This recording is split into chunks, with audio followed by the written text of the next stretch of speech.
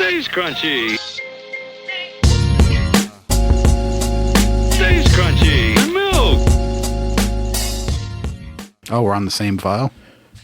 We will be. We each have an individual file, and then it outputs a real nice, neat little file that cleans up everything really well. I like it. I used to have to go through I used to think I had to go through and clean up stuff individually, and so I would go through and individually go clean up each one of our tracks on this device. Turns out it was outputting a finished track the whole time that didn't even need me to touch it at all. Because I'd be like hearing the room hiss from our individual mics and shit. Because we would record in hotel rooms and shit like that there. Mm-hmm. This used to just be exclusively our road setup more than anything else. And then it turns out, no, if you go down one more, so basically it's a folder with today's date on it. It'll be 2 today because we're doing, we got to do a couple of different things. But if you go check in that folder, there are 4 files, 1, 2, 3, or actually 1, 2, 3. And then 4. And then the 4th one is the collective, the unified track. And it's really well done. It usually gets. I don't normally have to do anything. And in fact, I don't even edit audio anymore. Now this week it'll be all because I'm not doing much video at all. There'll be some video components of the show because I just like to have that, and it's just a part of everything we do at this point. But I don't edit our audio anymore. I pull it down, and I go through and I edit our video, and there it is. And that's what's on the internet. And now what I just figured out. Over the last, after we filmed the last time we did this, and the file was so massive, I was like, I need something to shrink this file down. Well, I've had the ability to do that this whole time. I have a program called Handbrake, which is just that. I can break a file down. So basically, it's like taking a wave to an MP3. It's basically, but in video form. Mm. And so the version of the show that I put up that actually was just the one we recorded last as a group was the one that just most recently went up. When it was done. It was 7.8 gigs, and then I ran it through Handbrake, and it was like 893 megabytes. Mm. So I'm like, oh, that's a substantial shrinking. It means it's that much easier to get it uploaded. That one don't really have a lot of. It's like it's a waveform except for the intro, our individual segment intros of. I haven't heard of compression that great since I watched Silicon Valley. It's crazy. It's actually very impressive. Handbrake is a very good tool. So if you are doing video work, you should probably pull it down there. It's a free to use tool. You know what I'm saying? So it don't cost you nothing. It's real good. It does a real good job. And like I said, I forgot all about it. And I can now Adobe Encode is another thing I have access to, but also like I said, it just is not as drag and drop, quick little select as Handbrake is. Handbrake is just made so simple. So, like I said, I don't really do much audio editing to this at this point. I've only had one complaint about the audio, and they were complaining about KP, and they said, I don't like the host. He talks too fast. Oh, come on, man. So I deleted that comment and then blocked the user. So. I don't like the host. He talks too fast. Never talk that shit. I love the rest of the show. Yeah. What will there be left to love of the show? I mean, KP is is special, and I like that somebody I like that somebody even gave us the chance to listen to it. Or in this case, because that was in Spotify where that comment came from. Mm. But man, that could have been like some sort of executive somewhere, and you just cost yourself a partnership.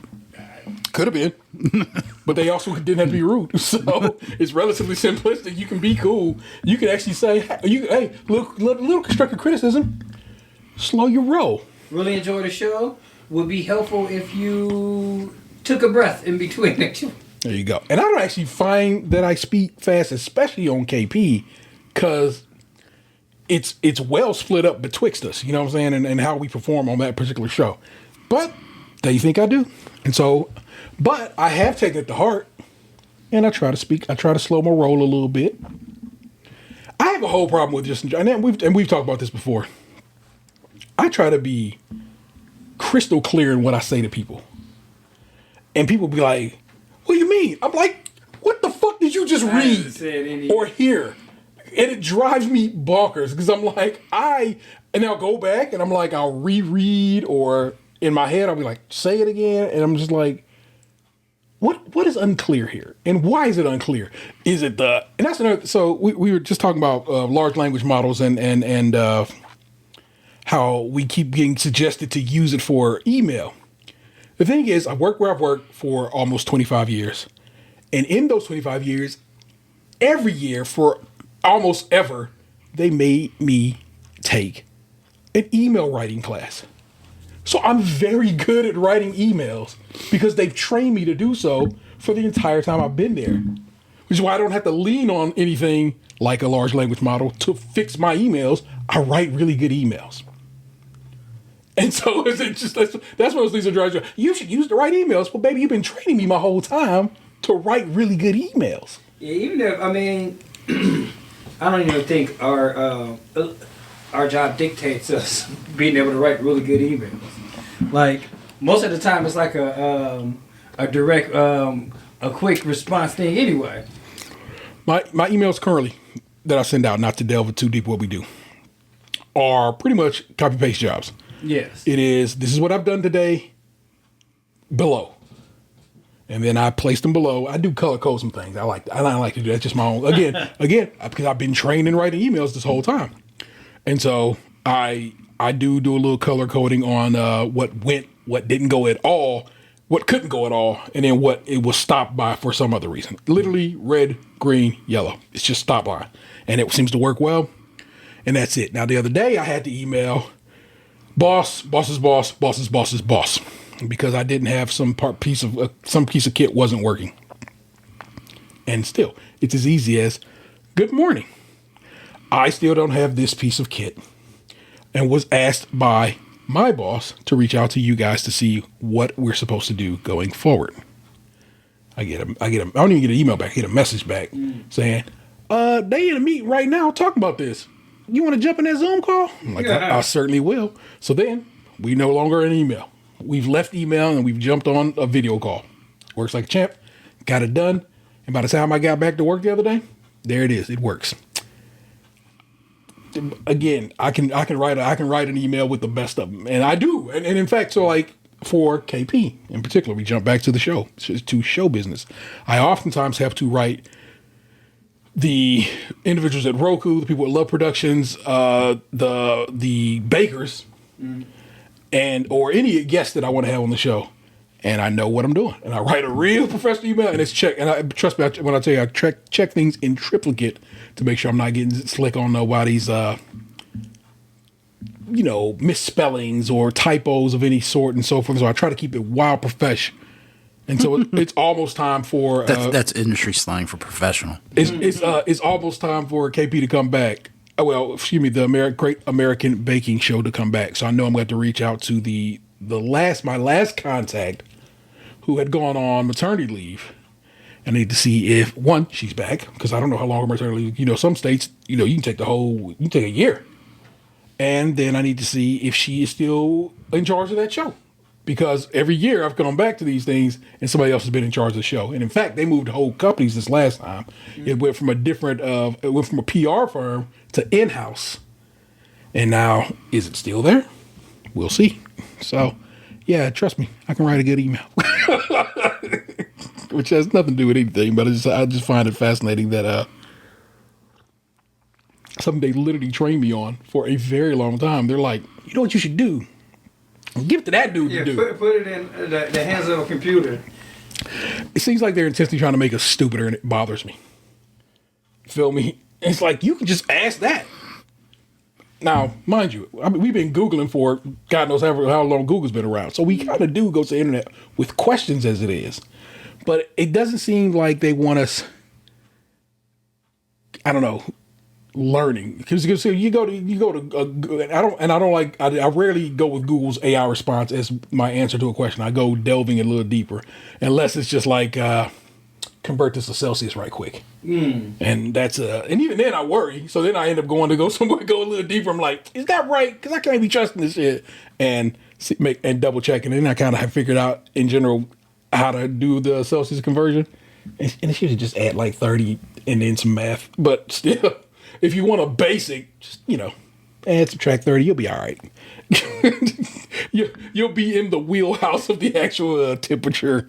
And rarely do I need Celsius in anything, and I don't measure anything in centimeters and or meters or stuff like that. I do like meters as a measurement, but That's just it's a base 10 operation, and we got 10 fingers and so forth. It works well. I guess that's the most American thing about me is I don't really like inches is fine. Like I'm good. I'm good with the measurement you gave me.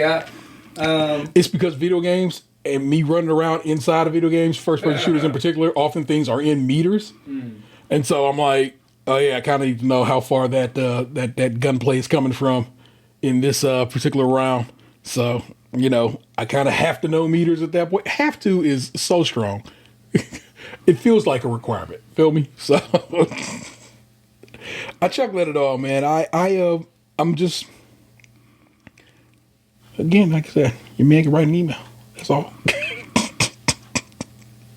I bet you hear it's all three of us. It's kind of nice when we're all three hanging out. I don't know if this is something we're going to be able to pull off every month, but I'd hope going forward, maybe once a month we can get together and just sit and Cypher Divine. I enjoy it. I like hanging out with you and seeing you. And it's nice. It's a Sunday evening where the temperature is just dramatically swinging even as we speak. Yeah, it was 60. It was in the 60s earlier. Now it's going down into the pit. Yeah, yeah. And it's funny. The like Ant was talking about before we push go. If you look at the weather map, all of Ohio is going to have what they describe as summer weather, with the exception of all of us here at the edge on the coast, basically of Lake Erie, and that's where we live. We live on the coast of Lake Erie, and the lake is still very cold because, of course, the lake was frozen. We've talked about that, and so it just kind of keeps the heat at bay. It's kind of nice. I think it's real nice of this part of the state. I was just thinking, or I noticed when I was driving over here, I'm like, man, if I live like over here, I would go to the lake a lot, especially like in this weather, because it was like nobody on the beach. You can walk and it seems like it'll be pretty peaceful. But that's just like me thinking in theory. I don't think I would. I go. We go all the time to the lake. Ness will get off of work. Like, I want an ice cream cone. And I'm like, all right. So we go to Dairy Queen, get ice cream cone, and then we just ride down the way and go over to the lake. And we just sit and look at the water while she eats her ice cream cone and talk and just hang out. And it's lovely. We do it all the time. You are absolutely correct. Being nearer to the lake means we visit it a lot more often. Yeah, but the last time I don't know if it was if we were still working at that time or I was just over this way. But last time I stepped out of my car, it was like 3 condoms on the ground. I'm like, oh yeah, I forgot. Holy smokes! No, I hadn't had that issue in some time. But also, hey, if that vans are knocking. I mean, I don't know if it was vans or knocking, but I was just like, just watch where I'm walking. Yeah, that's logical. The city has of course taken over Edgewater, and they've done such a phenomenal job in its upkeep that the state just never ever did. And I always laugh like, Ohio, you really are on some big shit. So if you go to a state beach, even now, it's not well taken care of. But the beaches that the cities themselves are on, it's like okay, y'all on it. Like Edgewater is really super nice. They have a real big facility for doing shows and stuff there now. And so they have like these during the summertime. It's like I want to say Thursday happy hour type joints. Yeah, it's real nice. They have lots of stuff. You can rent equipment and stuff. You know what I'm saying? Yeah, like all up and down. I mean, from here. I mean, all up the shore. They're doing different things. Yeah, so it's like it's been smart to see these cities be like, nah, bro, I'll do it. you stay there. You chill with that shit. So Cleveland, man, I love this town, bro. It's fascinating some days, and Ohio in general pissed me off some days, but I don't know, man. I just feel like I'm hopeful that we can get right. Yeah, it was a video going around, I think, like the last couple of days where Ari Spears is driving. I saw that video over there by where we used to park at. Yeah, like they were saying, like, it was some dumbass was like, oh yeah, and that's the good part of the town. It's like, no, it's not. It's a gas station. Yeah, it's strip clubs like a street over, but it also says what club he was at. That means he wasn't over on 4th. He was down there at what's the one down the place? He's at a fucking is it the Funny Laugh Factory? Laugh Factory? Bone, the Funny used to be the Improv. Yeah, which is like, with all due respect, yes, it's a comedy club. It's a comedy club. But it's like, that bitch look like where RoboCop got killed. It's not like really the. It's off like in the cut by itself next to the strip club, like by the water or something. It's a strip club, and then like the aquarium's over there, like across the way. But it's like it's a pretty isolated place. It's not like it's like if it wasn't for bars, nobody would be down there. What it tells me is he can't be on fourth, which means that's the level of comic he's at. And I'm not gonna go there. Well, I'm hating on. He was talking about my city. Fuck him. What I mean is, I'm not gonna go there because I feel it's disrespectful to the other comics to perform at that club.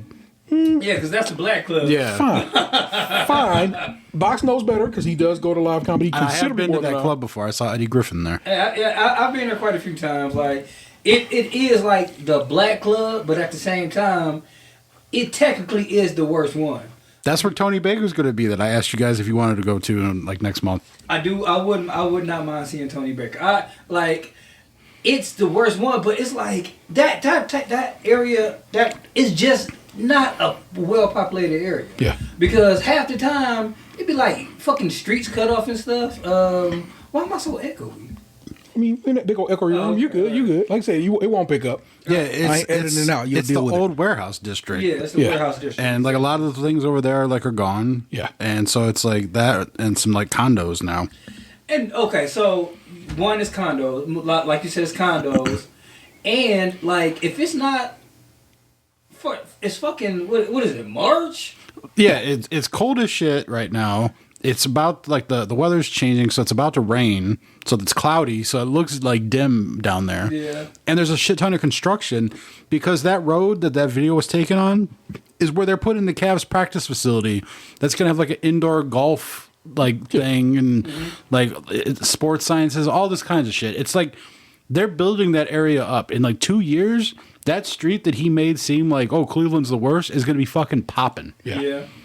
I mean, not only that, like it was shit. It was shot during the day. Yeah. Yeah, like that area is the nighttime district. Yeah. He shot that shit at like 1 o'clock in the afternoon. There ain't gonna be nobody there. And it's the weekend. None of the businesses down there. All the workers downtown aren't parking there because it's the weekend. They're not there. Yeah. It's trash. Don't talk shit. I hate when people talk bad about this place that I call home, that I love so very much, because it seems unnecessary. Ari Spears, he just seems like a bitter bastard to begin with. Like his career is not where he wants it to be. So, like, who really cares? Was he on Mad TV? He was. Okay. But you said the exact right words. He was on Mad TV. Like, you only watch Mad TV when like you really can't find nothing else to watch. You are not wrong. So you are watching. Although Vanessa has such a love affair for Mad TV, Stewart, that particular character. Oh yeah, Stewart. I was thinking in my head, Stewart, and that's about it. I don't really know any other. Like Mad TV had some good shit on it. Like I'm not going to disparage Mad TV as a whole, but like when did Mad TV end? It's still God, going. I feel like, Is it? No. Mad TV ended like 20 years ago, no doubt, right? It had to have, right? Yeah, there's no way. We both just I'm thinking that like it was a reboot of it like 5 years ago. There was like a new Mad TV not long ago. You are watching Mad. Mad ended May 16th, 2009. Oh shit!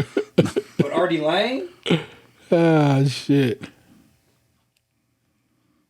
Yeah, Mad TV ran from October 4th, 1995 to August 24th, 1990. Wait.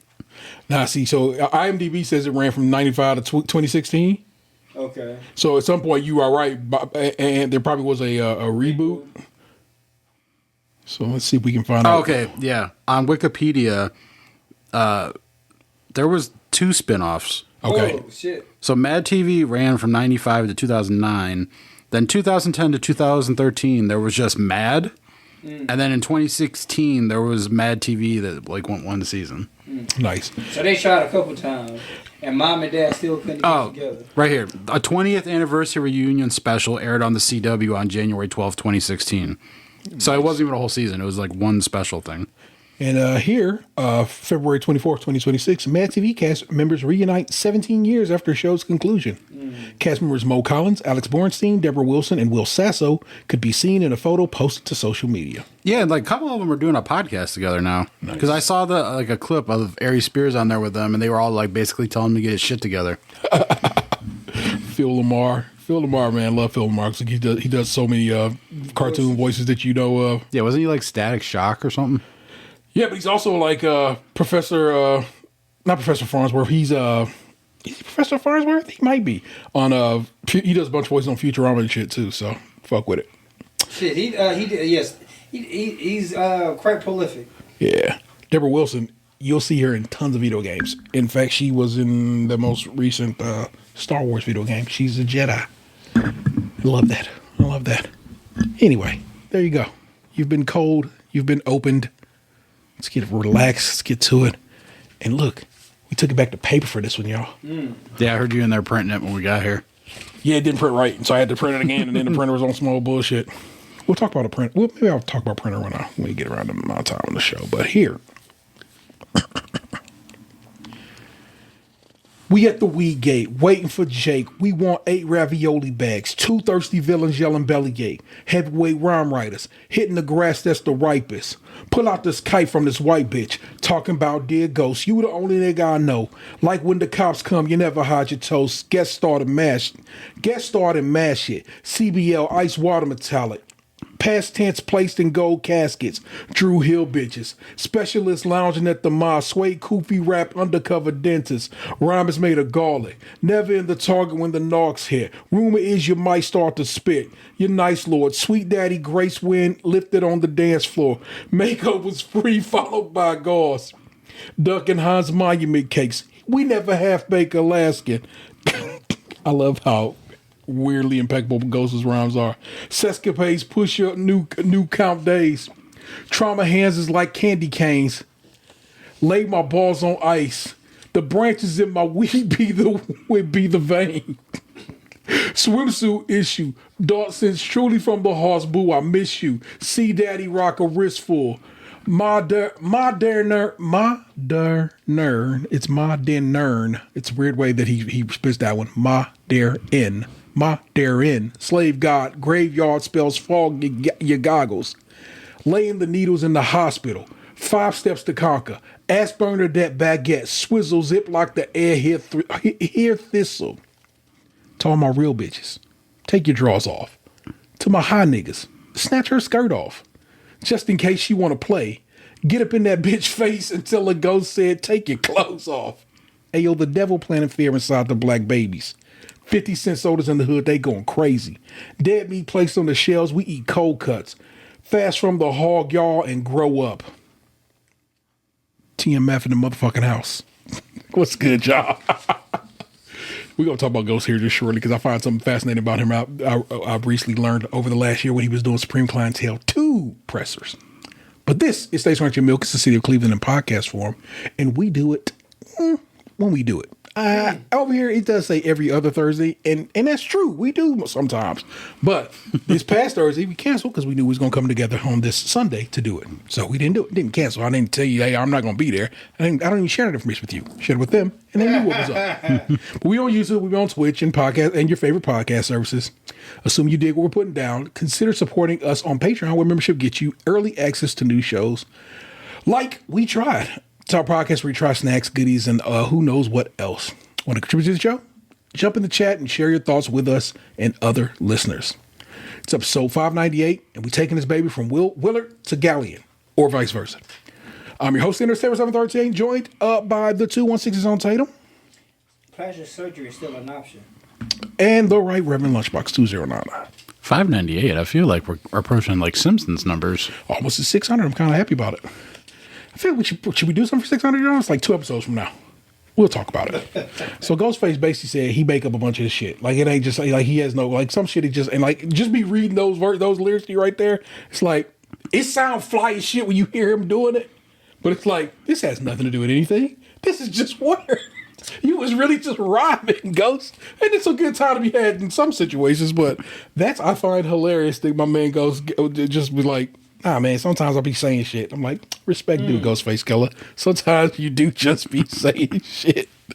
Oh, my gosh. I pulled one article this go around, and I think it's pretty, I don't know what to say about it.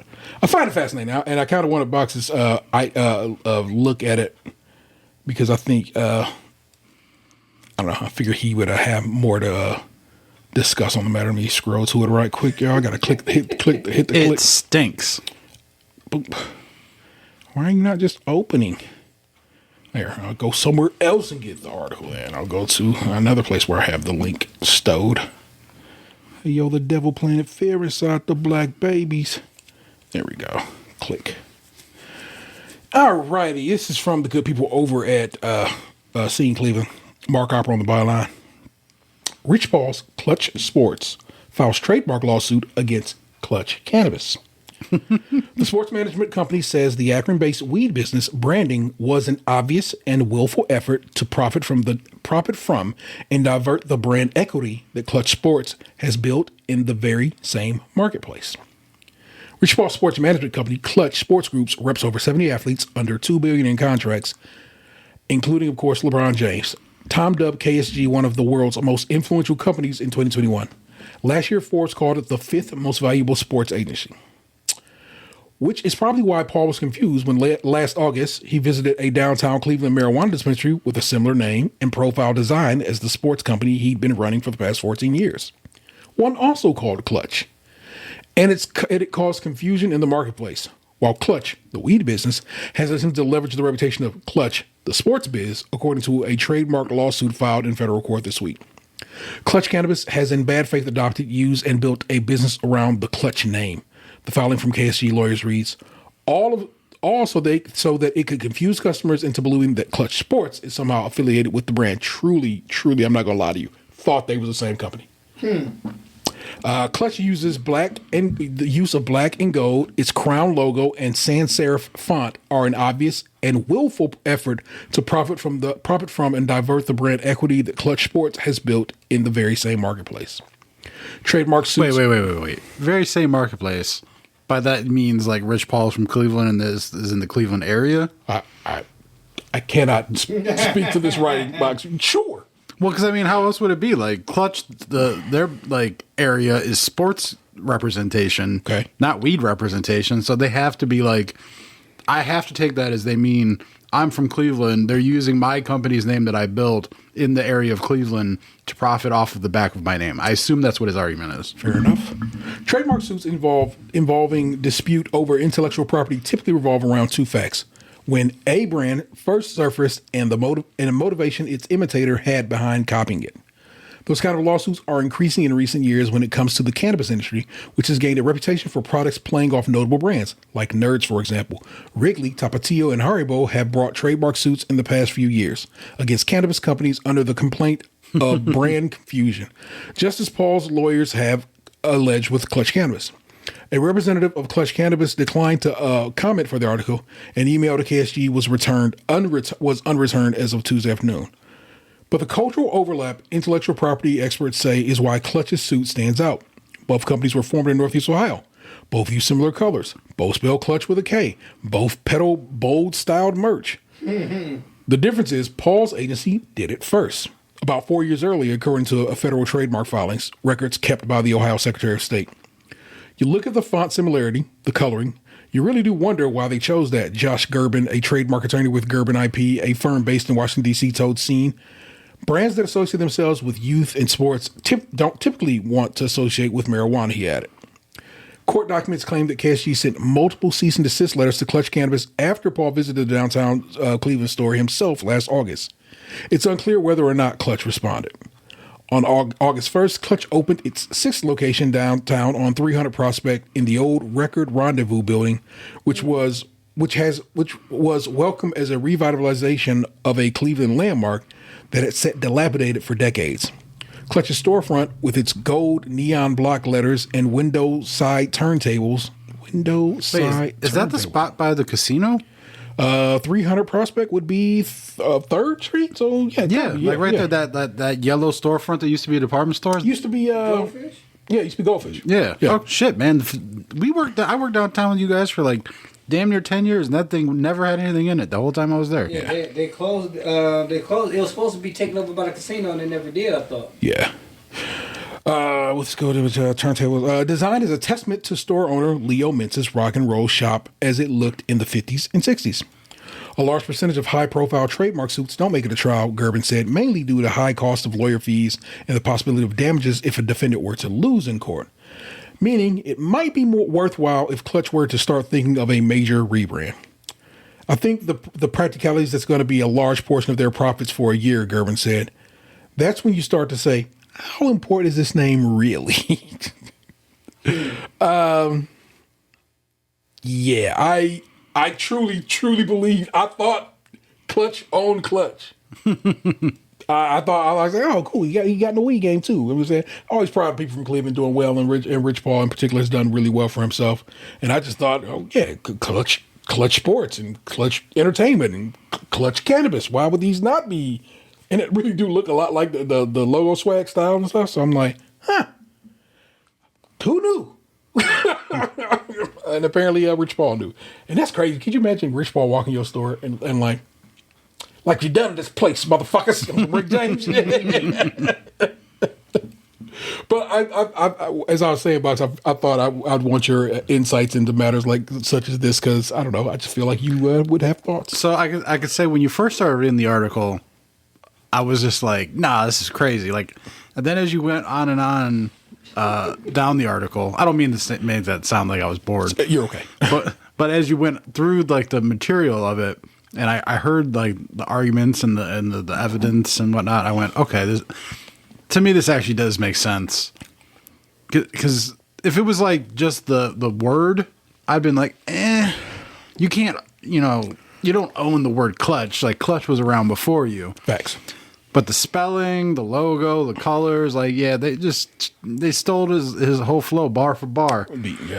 Yeah, straight up. And, if they were there first, then I think they have, plenty of ground to stand on in their argument here. So, yeah. It's an organization that uses K in our wording, in our branding. Twice now we've managed to make that work for this org. I hear you. And see you, Rich Paul, and yeah, this would be like if I like started my own burger chain and I put like a redheaded Viking woman on the sign, and my burgers were rectangle and it was Wendell's. Wendell's.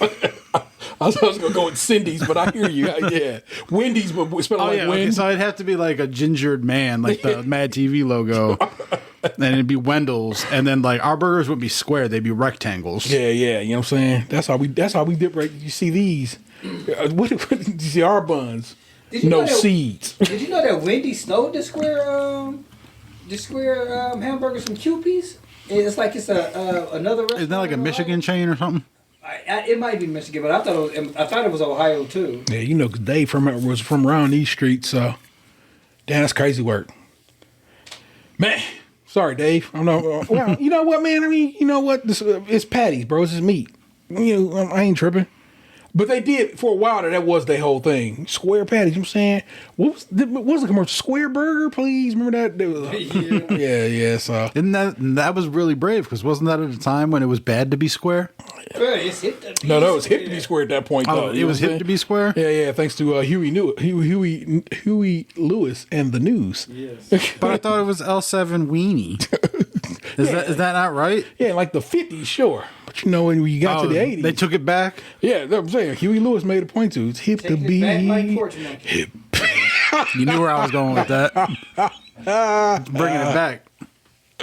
Oh my God. Word to Randall. Yeah, man. Yeah. With that being said, do you remember, like, in the last couple of years, where you guys educated me about the front yard lawn jockey thing? Yes. Oh yeah, that was, I know Wade was part of that too. Like when his people has, or his people's people had some shit in there. His mother-in-law had one, and he knew it was fucked up after we had a touch with him about it, and so he made a point to be like, "Hey yo, put that shit away. My man's coming through." But she put it in the exact room we was having the birthday in. Whoa. So I'm just sitting there looking at this motherfucking lawn jockey like, So it's okay. What I do, what that makes me know is immediately I'm just like, oh, okay. So my man's mother-in-law is racist, and we don't fuck with her. He don't really fuck with her. So.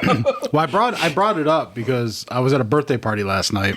Yeah. And one of my friends was telling a story from when he was younger and his family lived in Old Brooklyn. Yeah. And how the first time he heard gunshots was because there was like a neighbor that had one of those in their yard. Yeah. And a black dude came into the yard and just took multiple shots at the long jockey. Oh, wow. But the whole thing was like, it was, I guess, like their kid's room was like in the part of the house that was near the lawn jockey. Yeah. And the bullets went through the lawn jockey into the room where the kids were at. Yeah. Oh, wow. So he was telling us this story, like me and my other buddy. And my other buddy didn't know the significance behind the lawn jockey thing. And I told him that up until the last couple of years, I had never heard of that either. Okay, and our buddy who was telling the story was just like, kind of being like, how do you not know that? And I'm like, well, like, if you don't grow up around people that are racist that do that shit, How would you know? yeah, like, we don't know that exists. It's not like they give us a handbook on like what you need to do to be racist. Yeah. And so it's like, you can't expect us to know everything. It's like I'm 40 now. Like, I didn't know that shit until I was like 37. Yeah. 37? I mean, whenever we talked about it, before you guys told me that story, I had never heard of that before. Oh, I thought we were just doing 37 dick jokes. I thought we were back around the clerks. Oh, my bad. Yeah, that was 37 from I dropped the ball there. Clerks. But yeah, like he's like, I've never heard of this before, and he's just like, kind of like how he's like, I guess, but because the two of them had gotten into an argument recently about like somebody calling someone else boy. Oh, yeah. And he's just like, I don't understand why that's an issue. And like he had to try to explain it, and he's still kind of just like, I don't get it, but whatever. And so he's like, is this another boy situation? And I'm just like, no, this is an actual thing. Like, I've heard about it from black people. Man. I don't think I'd shoot at anybody's lawn jockey. I guess I'd jump. I guess it really depends on how angry you are, how that shit affect, how much it affects you throughout life. But I still wouldn't shoot at it. Yeah, I would probably just smash that bitch. Go snatch that bitch up and just break it on the sidewalk. I mean, maybe you just didn't have a hammer. I have to imagine that there was probably like something deeper between those people, right? Yeah, I wouldn't think it would just be this lawn jockey gonna get it. Yeah. Yeah, it was this house, like not far from mine, where he used to have like a bunch of shit in his yard and like racist signs. But then that old dude died. So Fair enough. A friend of so let's add some layers here. Vanessa's sister's best friend. There we go. That's not too many layers. Has these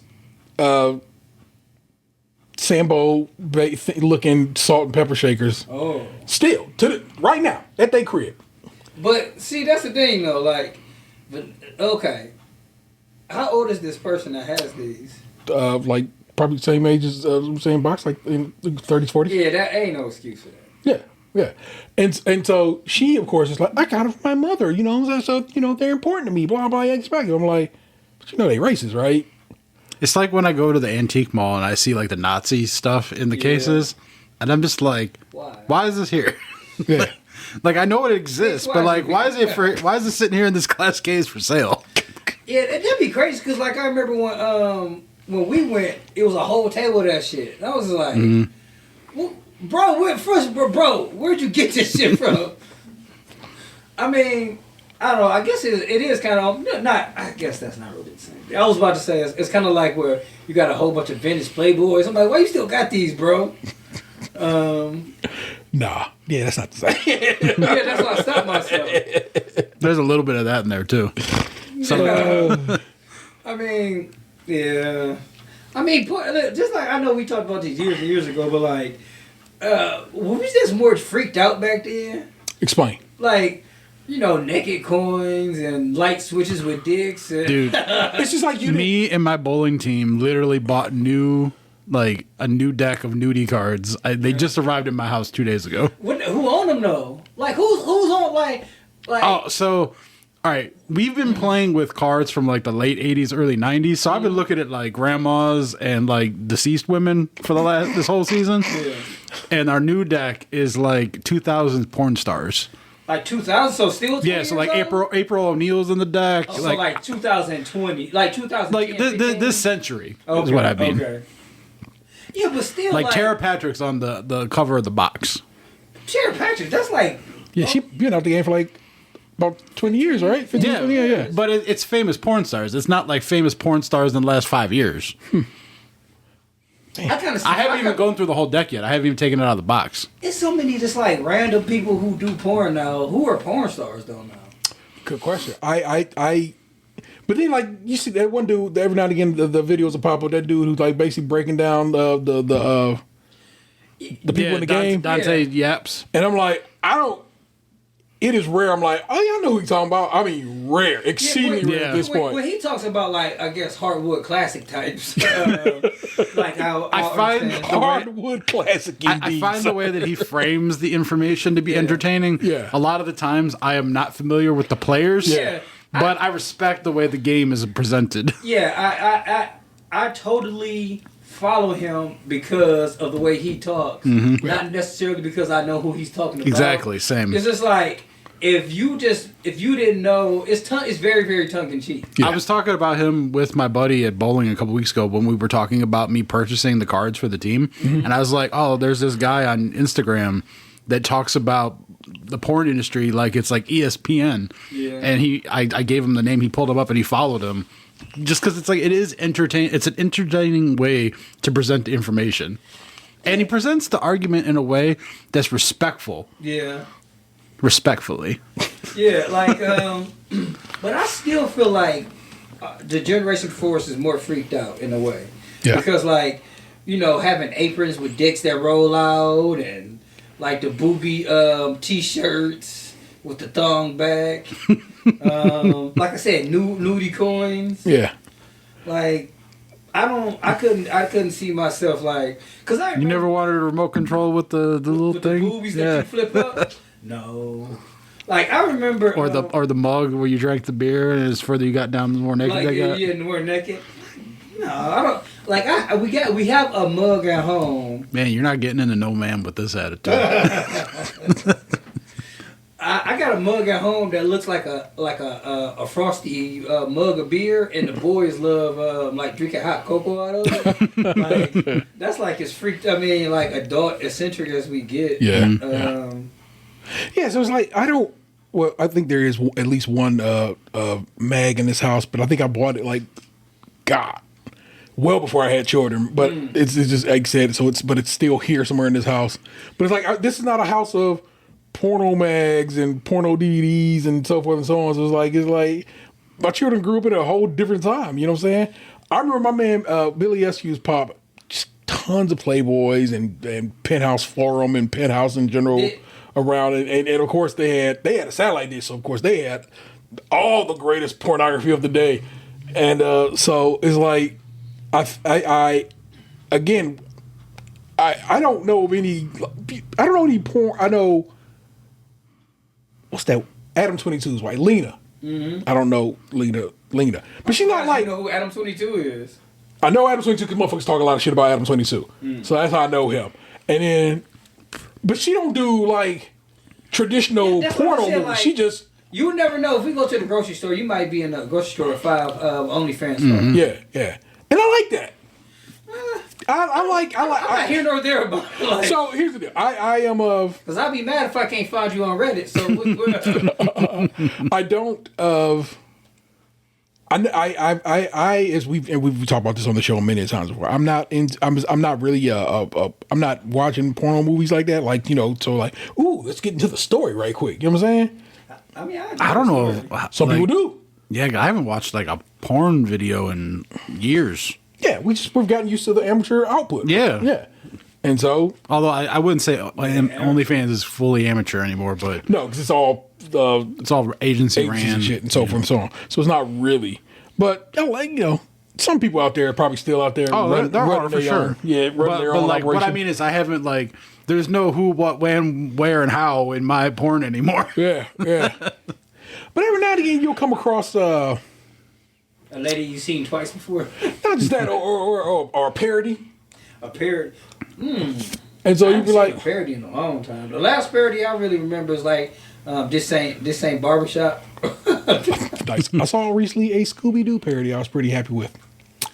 So. I'm tired of all the Thelmas out there. You all can't be Thelma. But I love Velma. I love Velma as I like women dressed as Velma and women dressed as Chun-Li. Did you see the one like it's these like series of videos like I ordered Elton John impersonator? Yeah. I saw the Thelma one. I think we saw that was in our group chat. Yeah. What did they get? No, it was just like I ordered a Velma for my party and nobody else showed up. So it's just him and Velma. But they was like he keep on telling her to take over. The Kanye one was so bad. But that was the first one I ever seen. So it was only good because that was the first one I ever seen of that series. Mm-hmm. It's kind of like I wonder who was the first one, because I'm getting tired of like people just blatant. Like I understand that it becomes trends and everyone does the trend, but there's certain pages now that I've noticed just blatantly steal from other pages that like posted it the day before. Yeah. Like I'm about to like say an account on here. And it is what it is. But the Nostalgic Latino, I noticed, does that shit all the time, where he just steals the exact video from somebody else. But like if they're in the video, he just does the whole video the exact same way, but then puts himself in it. Or he like reposts like the same thing from somebody, but he changed like one thing. Yeah, it's certain people who do that, but then they tag the original person in the video.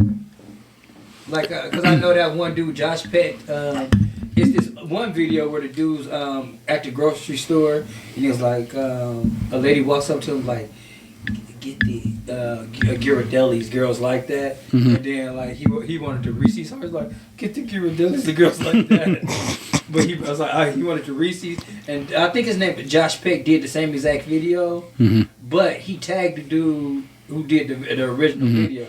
I will like a lot of them have gotten better about giving credit with the tagging and everything. Yeah. But it was like I first noticed it when there was the John Hamm videos were floating around. Yeah. And someone had did like a Final Destination version where like they're in the car and then the logs coming at them and then the John Hamm thing kicks in because they're about to die or whatever. Yeah. So like I saw the video in my Instagram feed. And it said like the date it was posted like 2 days ago. I don't know who the guy was, but it like showed up because I was watching those John Hamm videos all the time. Yeah. Then I scrolled down. The next thing was like an Instagram ad that they had pushed into my feed. Mm-hmm. Then the very next video after the ad was the Nostalgic Latino who had posted his video the prior day. And it was the exact same fucking Final Destination John Hamm video that I just seen 2 posts up from a different page. Yeah. Except the Nostalgic Latino was the guy in the car rather than the fucking white guy from the day prior.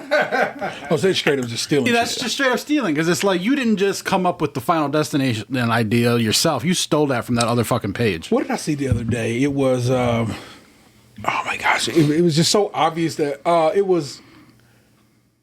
Oh my gosh, I wish I could remember it because it's just going to drive me insane. But I was just like, there's no way you just came up with this video because I've seen it somewhere else before. And I go and I look at on TikTok, of course, you can just hit the button. You can be like, who else has used this sound? And I'm like, I'm go back. I'm like, the furthest back I see of this motherfucker is from February. And that lady is who I gave my like to. And I try to be meticulous about that shit. I know it's weird to be so whatever about it. But I'm like, I'm making sure that people get the credit out here in these streets. And so oftentimes me and Vanessa were just talking about this. I'm a in the comments kind of motherfucker, and people be like, "You stole this from this motherfucker." And I'll jump over there and be like, "You really did." And I make sure I rescind my like and can't rescind my view. Sorry, you got that. But I make it a point to go show love to the people who actually try to do the work. I try to be real, try to be good about that particular thing. Man, I've never gone viral per se for anything, but like so. You know the Instagram video you sent me a couple weeks back of the guy and the girl like it's the girlfriend's learning how to DJ. Yeah. So I followed him after that because I thought the videos were interesting. Yeah. And I saw like one that they posted like last week or something. I saw it within like a minute of it being posted. Yeah. And I made a comment on the video like after I watched it, and I am still getting likes on that comment. Every time I log into Instagram, there's more likes. Yeah. I'm at almost 8,000 likes on my comment on that. Wow. And like every time I log in, it just keeps going. And I can't, that's like one comment. I can't imagine having like a popular Instagram account. Yeah. Where just every time you log in, there's just like comments, notifications for so many things. And like you never get through anything. Yeah. I have one lone viral, if you will, video on my TikTok, and it's got like 1.5 million views. Oh shit! Damn, I didn't realize I was sitting on this couch with a famous person. It's whatever. It's me opening. You can kind of see that over there by the rock chair. That Scott Pilgrim over there, that box over there. Oh yeah, I remember that. And but I didn't know he was up to 1 million on it. Yeah, it's stupid. And damn, thanks for making time for us little people. Shit. And it's like when it was hot, it was horrible. It truly was. It's like you're taking away from my fun TikTok experience. And so every now and again I'll post a TikTok video. I got some stuff filmed for opening this Virtual Boy right here, and I want to I got to put it together and post it. But my best TikToks at this point, 700 views tops, and I'm okay with that. I'm like, that's reasonable. Somebody likes it, I'll get a little like, yeah, I fuck with that. I'm like, cool. I'm glad you like what I did there, and we keep it motherfucking moving. I like you say, people who are like who that's their job per se. You know what I'm saying? Who I have to be viral all the time. What? No, thank you. But also they built for it. You know what I'm saying? That's what they do, and they probably maybe get help and stuff. I mean, I guess a lot of times too, they're probably not even the ones on the account. Just another agency running the shit. Yeah, they probably get help, and at some point, because at that point there's a level of fame that is like, can you take care of this for me? Yeah, there's a reason why social media managers exist. Yeah. So, nah, man, don't. Yeah, I'm not built for the fame, so I guess you know what I'm saying. I'd like to have our podcast do well. That's all I ever want to do. I want us to do well. I like people to be like, oh yeah, I fuck with them. Every now and again. That's all I actually ever need. Like a little bit of I fuck with them. And I'd be like, cool. I'm glad what we do spoke to you in some way, shape, or form. But that's about the level of fame I want to deal with. Or I guess if it could pay for itself. It was like if it generated enough to take care of itself, you know what I'm saying? Kind of cyclical like that. I guess that'd be nice. That is about the level of fame or whatever I think I would need. Kind of the operation just kind of runs itself without me having to whatever. But yeah, it's not what it is, people. It's a hobby. We're almost 13 years this year? Yeah, it'd be 13. Yeah. So I just knocked over all the papers, but I was telling somebody last night that we were almost at 13 years of this shit. Yeah, I chuckle at it. Like I said, we're about to hit 600. And we've been dragging it along for a little bit now, but we're still here. Still here, still out here, still standing. I didn't even pull down the video from the last one we did on Streamlabs. I got to pull that video down so I can start putting it together because that needs to come out this week. But the vibe, man, you know what it is. Ain't bro? Sure, man. First episode always Tatum.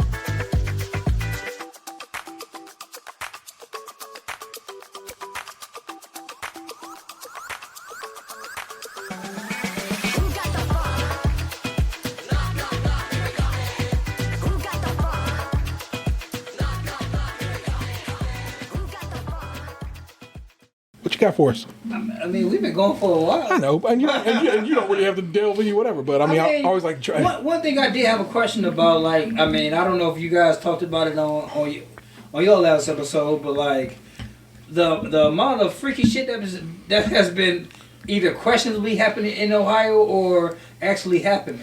Last time, the meteor and shit all happened after our last record. So please go on. Like, of course, we had a meteor. Did you guys hear it or feel it? Did not. Nope.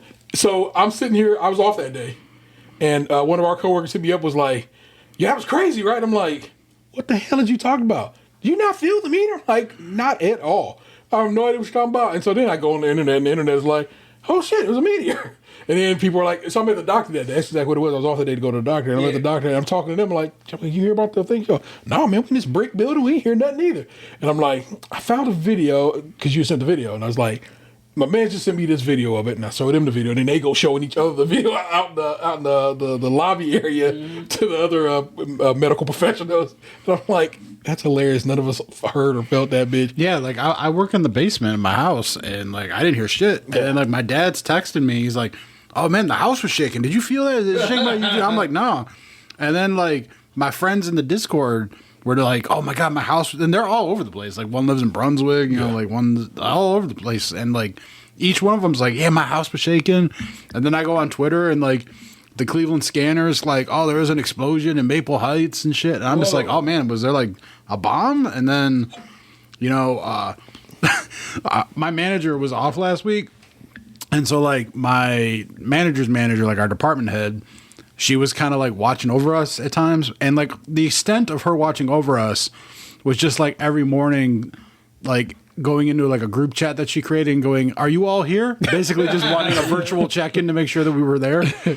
And I didn't see her message like immediately because I was like texting my dad back and like looking into this, like, why was there suddenly an explosion in our area? Like, are we under attack? Because let's be honest, our country started a fucking war like the week prior. Yeah. And so I'm just like, all right, well, you know, Cleveland steel mills back in the day, we were a prime target for war.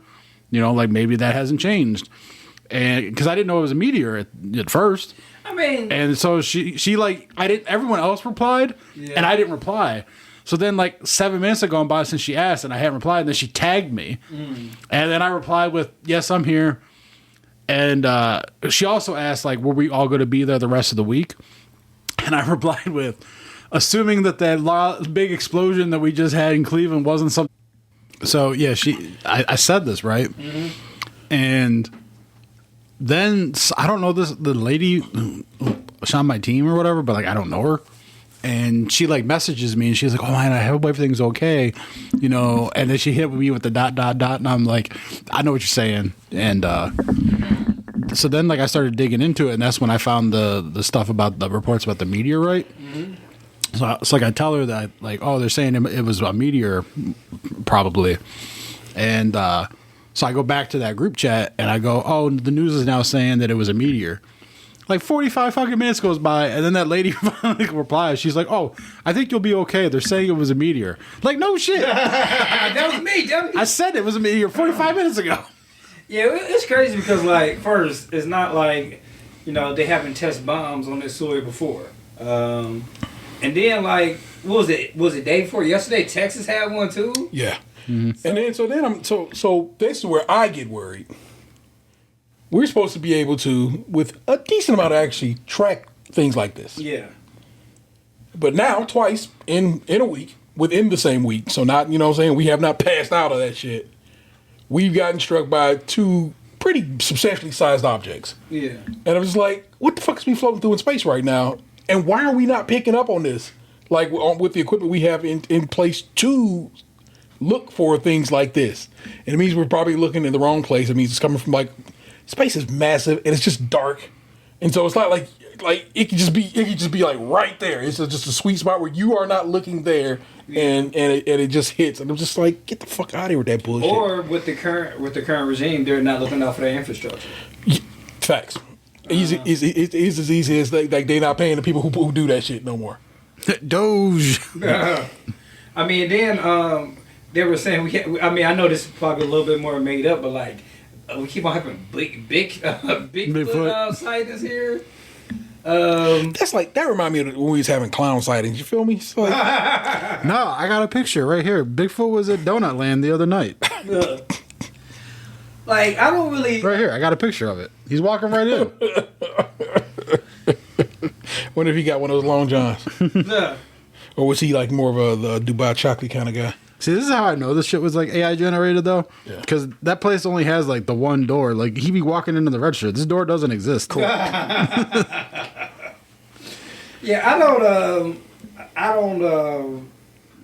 all I remember is that day my girl called me like, "Hey, what was that sound?" I'm like, "I'm not home. I don't know." And I was like, "Because what was that? It was Wednesday or Tuesday?" think it was like Tuesday. It was Tuesday because I was off. It was Patty's Day. It was Patty's Day. So I'm like, it do seem like it's a bunch of trucks going up and down our street for no reason. Maybe that was it.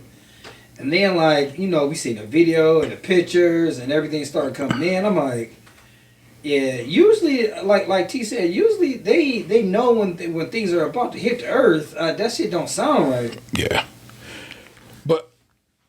But then it's like, okay, so I know you're saying, well, you know, that's us on us that we ain't picking up on, we ain't doing our part. But it's like other countries in the world who's supposed to be on the damn watch. They don't give a shit about us right now. That's true. They like if it's hitting them while we care. Yeah. You're absolutely 1,000% accurate. I'm sorry, I didn't think of that. Fucking hell. Yeah, like, and then my girl was like, man, you said Ohio's safe. What did you... I'm like, I mean, we relatively safe, but at the same time, like, Ohio, especially like Northeastern Ohio, is like, you can get here. We have multiple private airports, like multiple ones, like 3 or 4 of them. We have, you can get here by train, you can get here by boat, you can get here, like, it's just too many ways to get to our area without, you know, without having to be a regular airport. So, who knows exactly what's going on here? I don't doubt anything. Yeah. I can't go through life this worried though, man. I gotta just kind of be like, I know what it is. We're parents and, or, you know what I'm saying, we folk and we just worry about our people and so forth and so on. But I kind of just gotta be like, if it's my time, it's my time, and what can I do? Yeah, one of our old coworkers sent me this video of the moon like coming real close to the earth. She's like, what would you do? I was like, I just hug my family. What could you do? I know, it's like when my dad gets all irritated about like the state of the world and all the events are happening and everything, and he just like sit on his couch and I come over there and he's just ranting and raving, and I'm just like, what do you want people to do, man? You won't be happy until everyone else is sitting around angry all the time. Yeah. Like, we understand this shit's fucked up, but like, I have no power over, like, I'm one little insignificant dude. I can only do what I do. I understand the situations are all fucked up and, you know, bad things are happening. I'm like, but like, sitting here angry and screaming at my loved ones isn't going to change anything. Yeah. Yeah. Like, I try to keep my my angst to a minimum. Like, it's funny, like, these last, like, maybe, like, month and a half, it's just been, like, my middle son had this project in school, which is, to me, I thought was fucking stupid, but what can you do? So, the point of it was market day. So you had to make 15 products to sell to second grader because he's in third grade. You got to have either a video pitch or like a paper pitch. You had to come up with, of course, a spec of the product. Then you had to have, like I said, 15 specs? Like one spec, like one mock-up. But then you had to have 15 real ones to sell. Then like so you had to make a product and then create 15. Okay, I'm following you now. So then, like you either had to make a commercial, or you had to make a billboard, and then you had to make like a poster board. I mean, the fuck are these kids are Tim Misney? I mean, not only I was like, so you selling this real shit in school to get fake money that I had to pay real money to make. So he did. At first, he was gonna do a photo booth, but then I was like, I wasn't gonna buy like a Polaroid because Polaroid is like the camera is, you know, not really expensive, but sort of expensive. Mm-hmm. And then you gotta buy film, and the film is expensive. No matter like what, no matter what I bought, then I'm not gonna like, hey man, you can borrow my cell phone to take to school to take pictures of kids, and then like, because we have like one of those little printers where you can take pictures and then print them off, from your phone. I'm not gonna give my 9-year-old, or he's 8-year-old my phone, and then he in school taking pictures of kids and then printing them off. I'm like, that doesn't make sense. So I bought him this little printer. Like within maybe 20 minutes of me buying the printer, that bitch was broke. I mean, it was broke. I still should take it off Amazon, but so what we decided to do instead was, I made an executive decision. Instead of doing pictures, we're just gonna do just the frames. Well, it was gonna be picture frames and the pictures, and we had like pretty much stuff around the house to make like we took like felt paper and construction paper and popsicle sticks. And, Oh, you took it old school. yeah, and like Do you use macaroni art? almost everything except macaroni. And then we took like clotheslines where you could like clip the pictures in. And like we had, well, not we. I made like 10 of them bitches, and then my girl made she made some, and then my middle son he made his, and then we took him to school, and we just kept on like, hey, what did your teacher say, and how did you do, and like he did get an A, but like he got an A, not only off our sweat, but like off our money. I feel like that's the kind of project that, like, as long as you do it and you like follow the instructions, Yeah. they'll give you an A no matter what. No, his teacher, like I swear, she is terrible. Like the other day, she was in the office, like he had forgot his lunch, so I brought it to him. I brought it to the office, and it's like I see this lady in there laughing her ass off. I'm like, this bitch looked like 15 years younger, laughing and smiling in the office. And then as soon as she seen me, she stopped smiling like, oh yeah, you're his dad. And then I was like, oh yeah, Emery forgot his lunch. She's like, I'll take it to him. Like, looked totally different. It was just like night and day, like her whole body demeanor and expression. She's like, yeah, yes it did. She seen me, it was just like, oh yeah, you're that kid's dad. So yeah, I doubt that she like if we didn't do half of, well, I don't know, but so that like, and not only like that, we had different goals to make. So it was just like every weekend it was like, oh, we gotta buckle down, we gotta make sure this gets done. So I hated multi-week projects. Yeah, it sucked. Fuck that. So my oldest son, he got nominated to be in this program called the Reach program. So with this, he had to write an essay. He had to write a short story. Is REACH an acronym for anything, or is it just REACH? I think it's just Reach. So it's like the clutch of programs? Okay. Yeah. So, but the thing is, so over the next, if he gets in, and we were supposed to find out Friday, we still didn't even find out yet if he got into the program. So it's for black males only, from the for starting in the like it'll be for the is it gonna be the 6th, 7th, and 8th? But yeah, it'll be 6th, 7th, and 8th right before he get into high school. And so he had an interview last Saturday where he had to do an interview and do another essay while he was there. So we had to go to this place. It's called a university school. University school. Have you heard of it? No, I was just laughing because hearing the word essay makes me think essay. So this place is You had to do another essay. You got to do another one essay. So this place is exactly 15 minutes from my house, and I was like, I've never seen this place before. Like from the driveway to the school is like 5 minutes, and it was just like.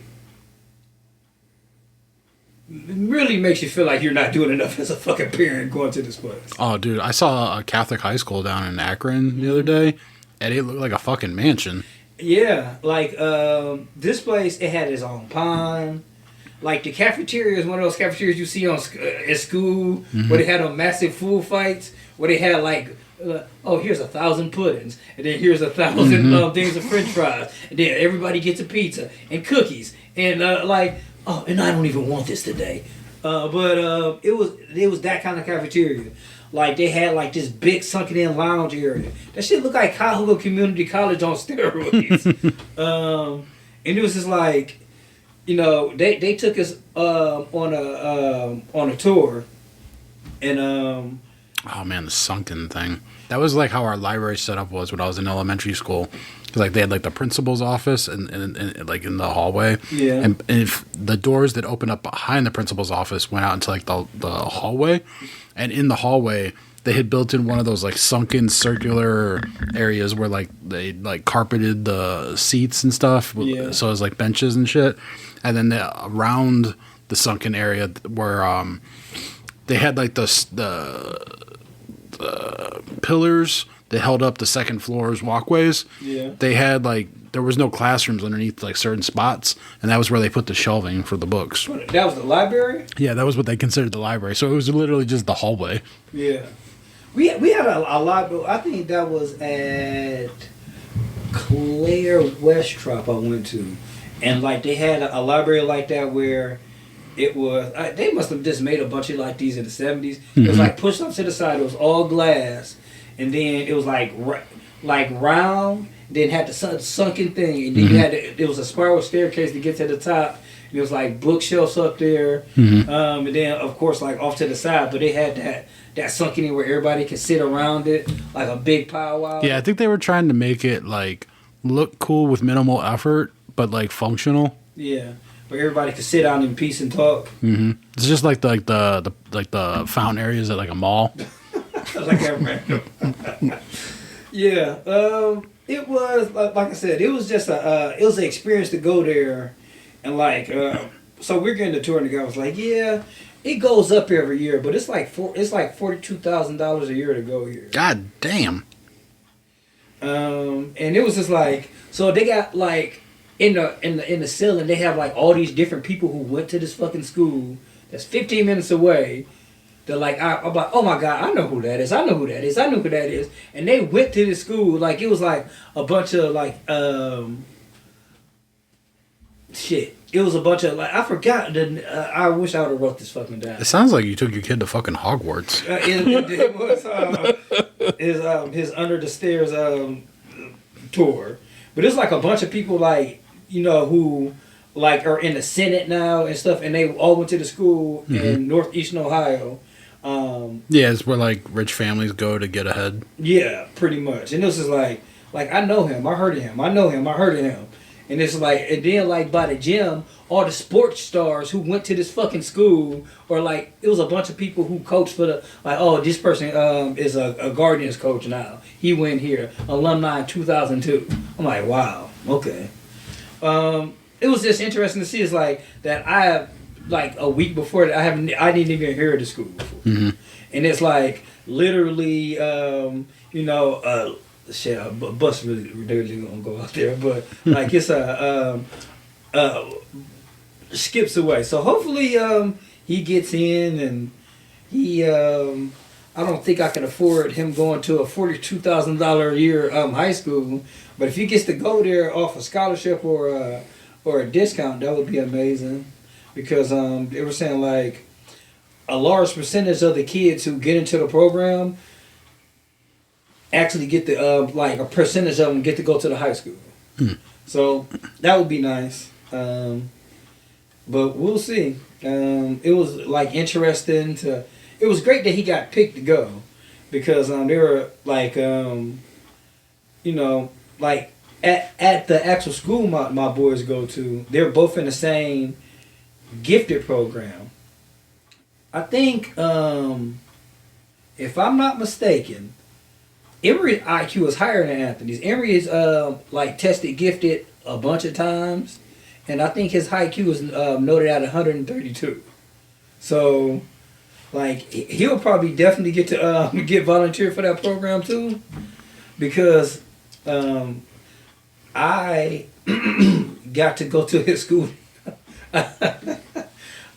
We're not even supposed to do this ever, but I did it anyway. I used my volunteer hours to chaperone my boys' school dance, and it was a fun experience because a couple of the kids came like, "Hey, your name, you Anthony Dad?" And I'm like, "Yeah, I'm Anthony's dad." And it's like, and then when I actually got to chaperone Emory's class. And, you know, Emory came up getting blessed, like, "You're his dad?" And I'm like, "Yeah, I'm his dad." And I was giving him more candy off the table than the other kids.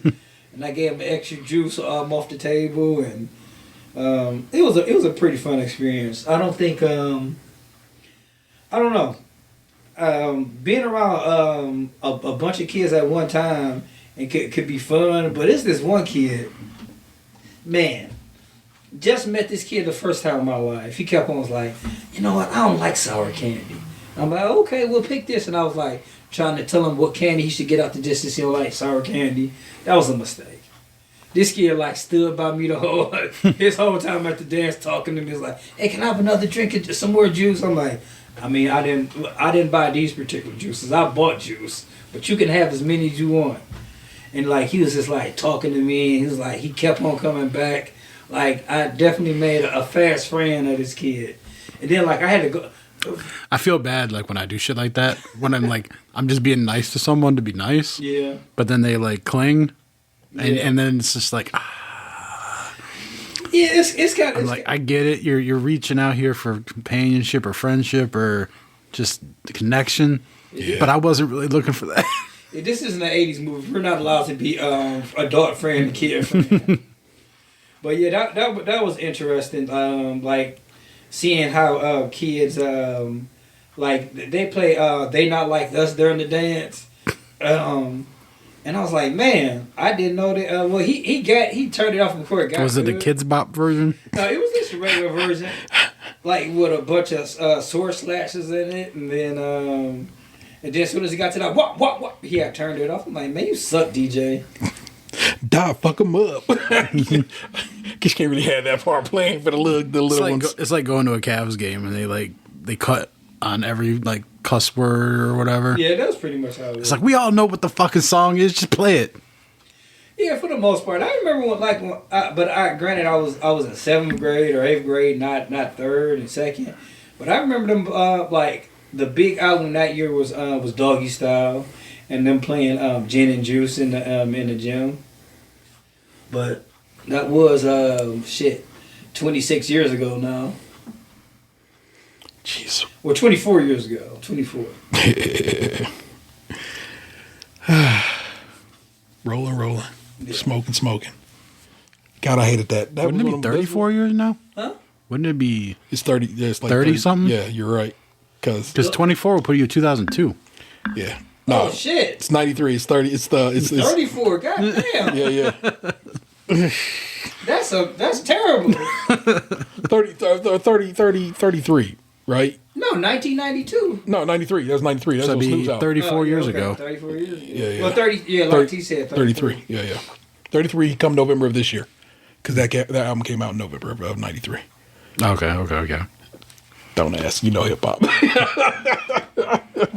Well, Ant, thank you for sharing your tales of the day. I'm glad to have you to do as much. Box, I hand the reins of the program over to you, man. Some story time on Lunchbox. What's been going on in your world? Box, it's like the Wonder Years where like you got me like playing in the front yard by a white picket fence, and then like me looking lovingly into like my crush's eyes as I kiss for the first time, and then all of a sudden I'm getting on a boat to war. I thought it would involve books in some way, story time, but damn. Yeah, I mean, I guess reading Rainbow works too.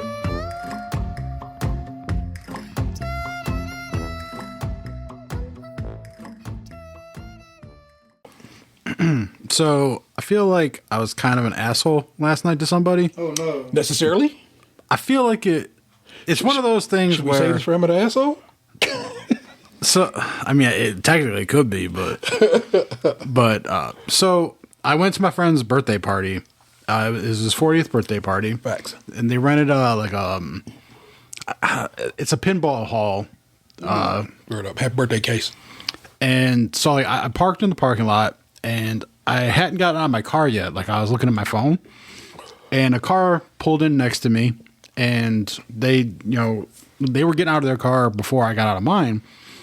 And one of my friends was in the back seat, and he saw me, and so he came over to my car and everything, and he's like tried to tap on the window for me to like roll down the window, but I'm like, I already turned the car off, and I was like reaching for the handle, so I'm like, come out of the car, and he's like saying hi, and he's like, I haven't seen you in a while, and just that and the other, and so like I'm talking to him, and the other two people that were with him was his sister and his sister's wife, and so, like, we're all kind of walking towards the building, and she's like, oh, hi, I'm Michelle. I'm Will's sister. And I'm like, I know, we've met like 12 times. Yeah. And she's like, oh, I'm so sorry, and this, that, and the other. And I'm like, and then I said something like, I guess I'm just that forgettable. And then after that, I just cold shouldered her, and I walked into the party, and I said hi to everybody. I didn't talk to them didn't talk to her and all after that. But I was just like, goddamn, lady, like we've met each other plenty of times that like you don't remember my name, like you don't remember my what I look like. Like, what the fuck? Yeah, and because you're not getting video this week, and maybe you don't know this, Box is not. He looks like every white guy. He does. He has a very distinct look to him and so forth and so on. So you know Box when you see Box. And it's strange to me that somebody would be like, especially like you said, at least a dozen meetings. And that's on the minimum, right? Just the bare minimum. Like I've been at like their family Christmas parties. Yeah, like I've been at like Super Bowl parties. I was at a party with them like during the pandemic. Yeah. Like I remember it was like August of the pandemic. Yeah. I went to a fucking cookout at my buddy's house. She was there. Yeah. Like she was with one of her nursing friends who was pretty cute. Respect. But I explicitly remember being at multiple places with this person. And he's like, "Oh, hi, I'm Michelle." Like, bitch, I know. We've met many times. So I was just kind of irritated off that. I was just like, what the fuck? Yeah. Like, make no effort to remember who I am whatsoever. We don't need to talk. Like, I'm done with this conversation. Yeah, for sure. Like, we ain't chopping it up no more, and I'm not even trying to holler at you. Get the fuck out of here. Respect it. So I know you're not the asshole. Let's go ahead and tick that off the list in case it was a concern of yours. Yeah, like if we'd only met like one time, whatever. Yeah. But like I've been around you a lot. Your dad tried to hook me up with you when you were like out of the country. Because he knew that you were a wreck. Yeah. He was trying to pawn you off on anybody that would take you.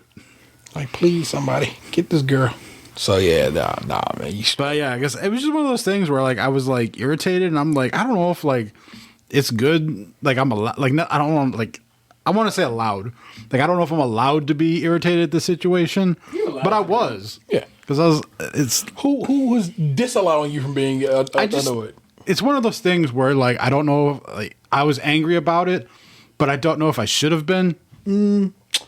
No, I think you're okay to be a little grumpy about that, and especially when let's say you recognize it for what it is. It's disrespectful as fuck, and you ain't taking that shit. Let's be grown. I'm saying, and we grown. So no disrespect allowed on that tip. Man, I'm saying when I catch somebody when you catch somebody slipping like that, nah, you ain't never wrong. Y'all remember a story when Vanessa's dad got married on a boat, and her sister's boyfriend at the time says out loud, he's not really talking to me.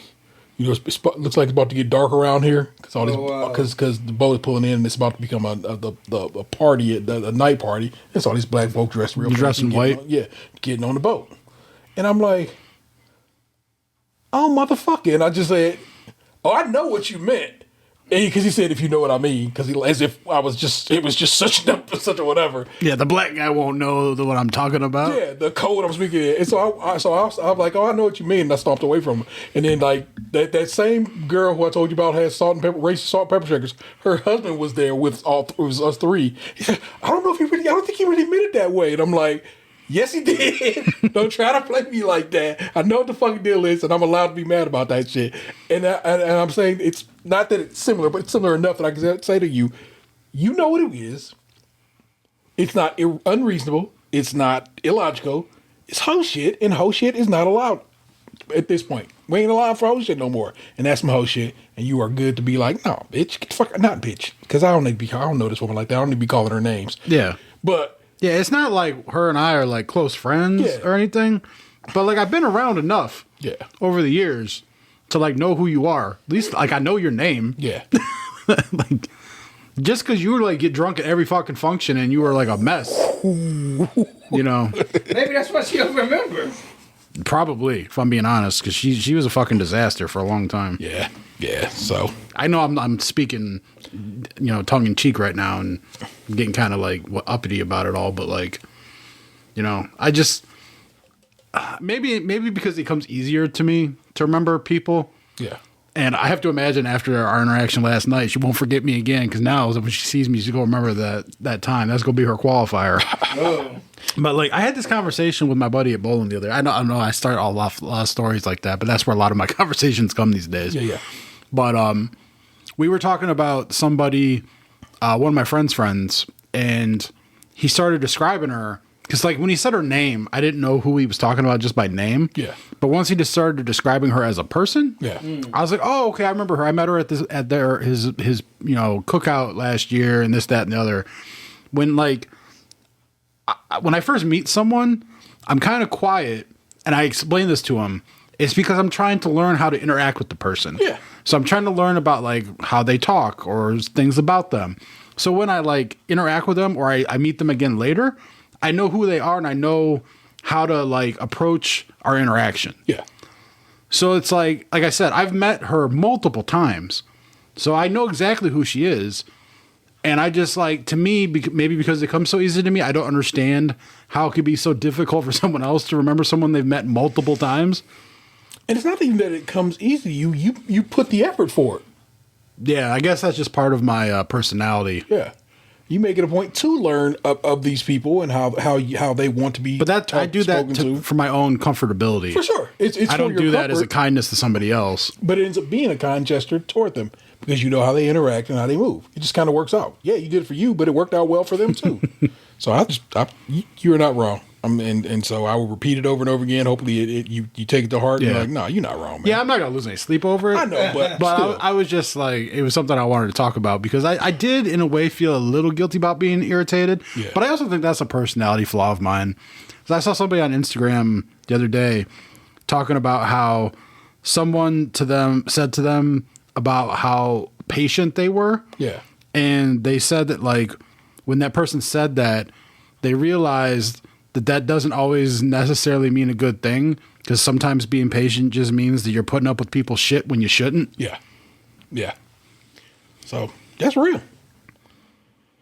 But that comes in due course. You learn that as you age and become the person you are. So that's okay to know that find that out about yourself as time has gone. So respect it. Yeah, I guess without thinking about it in the moment while I was so irritated, I think like now that I've like reflected on it a little bit, Yeah. I find it disrespectful to be so easily forgettable in this person's eyes. Yeah. That after all of our interactions, you couldn't even remember my name. Yeah. But now we kind of come around. We're like, that's because she might have a drinking problem, and she has some work to do in life. Well, she's married now, so hopefully she got it together. But I mean, marriage don't. That means she might be even drunker. who knows? I don't know. They seemed happy enough. Yeah, nobody's gonna come to the set putting on the worst part of performance of their existence. So some might, I don't know, but still, yeah, I'm with you on that. Well, good shit, Box. Thanks, man, for sharing that tale. Again, you're nobody's asshole. You're a good guy, and I love you for it. So it's okay. Am I the asshole for asking? For checking a fool for not knowing who I was, even though we've met dozens of times? Nah, you are not the asshole. But am I the asshole for going to Reddit to ask if I'm an asshole? You're an asshole because you asked. I believe the selection this week, there's none of those. Everybody seems good about that. It is what it is. So, I think I finished all my tea, but yeah, I did. I'm sorry, y'all. The cup is empty, but it is some little tea time, and I'm gonna double you up right quick on just a quick tale.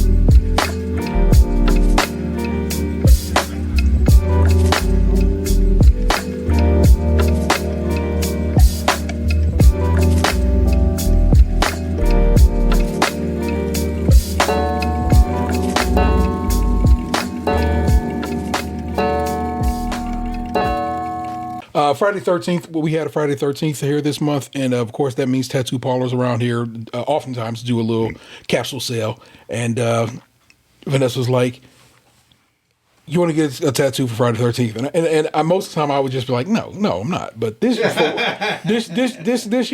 this go around, I was just like, "You know what, babe? Sure." And the kid was home for spring break that same week, and Vanessa was like, "You want a tattoo?" And the kid was like, "Sure." So we went as a family. Xander didn't want to get tattooed, so don't worry. Not he was not a fan of the art. That was because it's a capsule sale, so it's what they're on offer. Okay. So you're saying so it's not like you can get anything personalized, whatever. It's like this is what we're doing, and this is whatever. And he didn't fuck with any of it, so that's why he didn't. Don't think we didn't invite my oldest on the mission as well. And so we went and hung out at War Horse Inc. Around the way here. They have multiple locations in Northeast Ohio. So if you could holler at War Horse, you might want to. My artist, it was Lizzie something or other.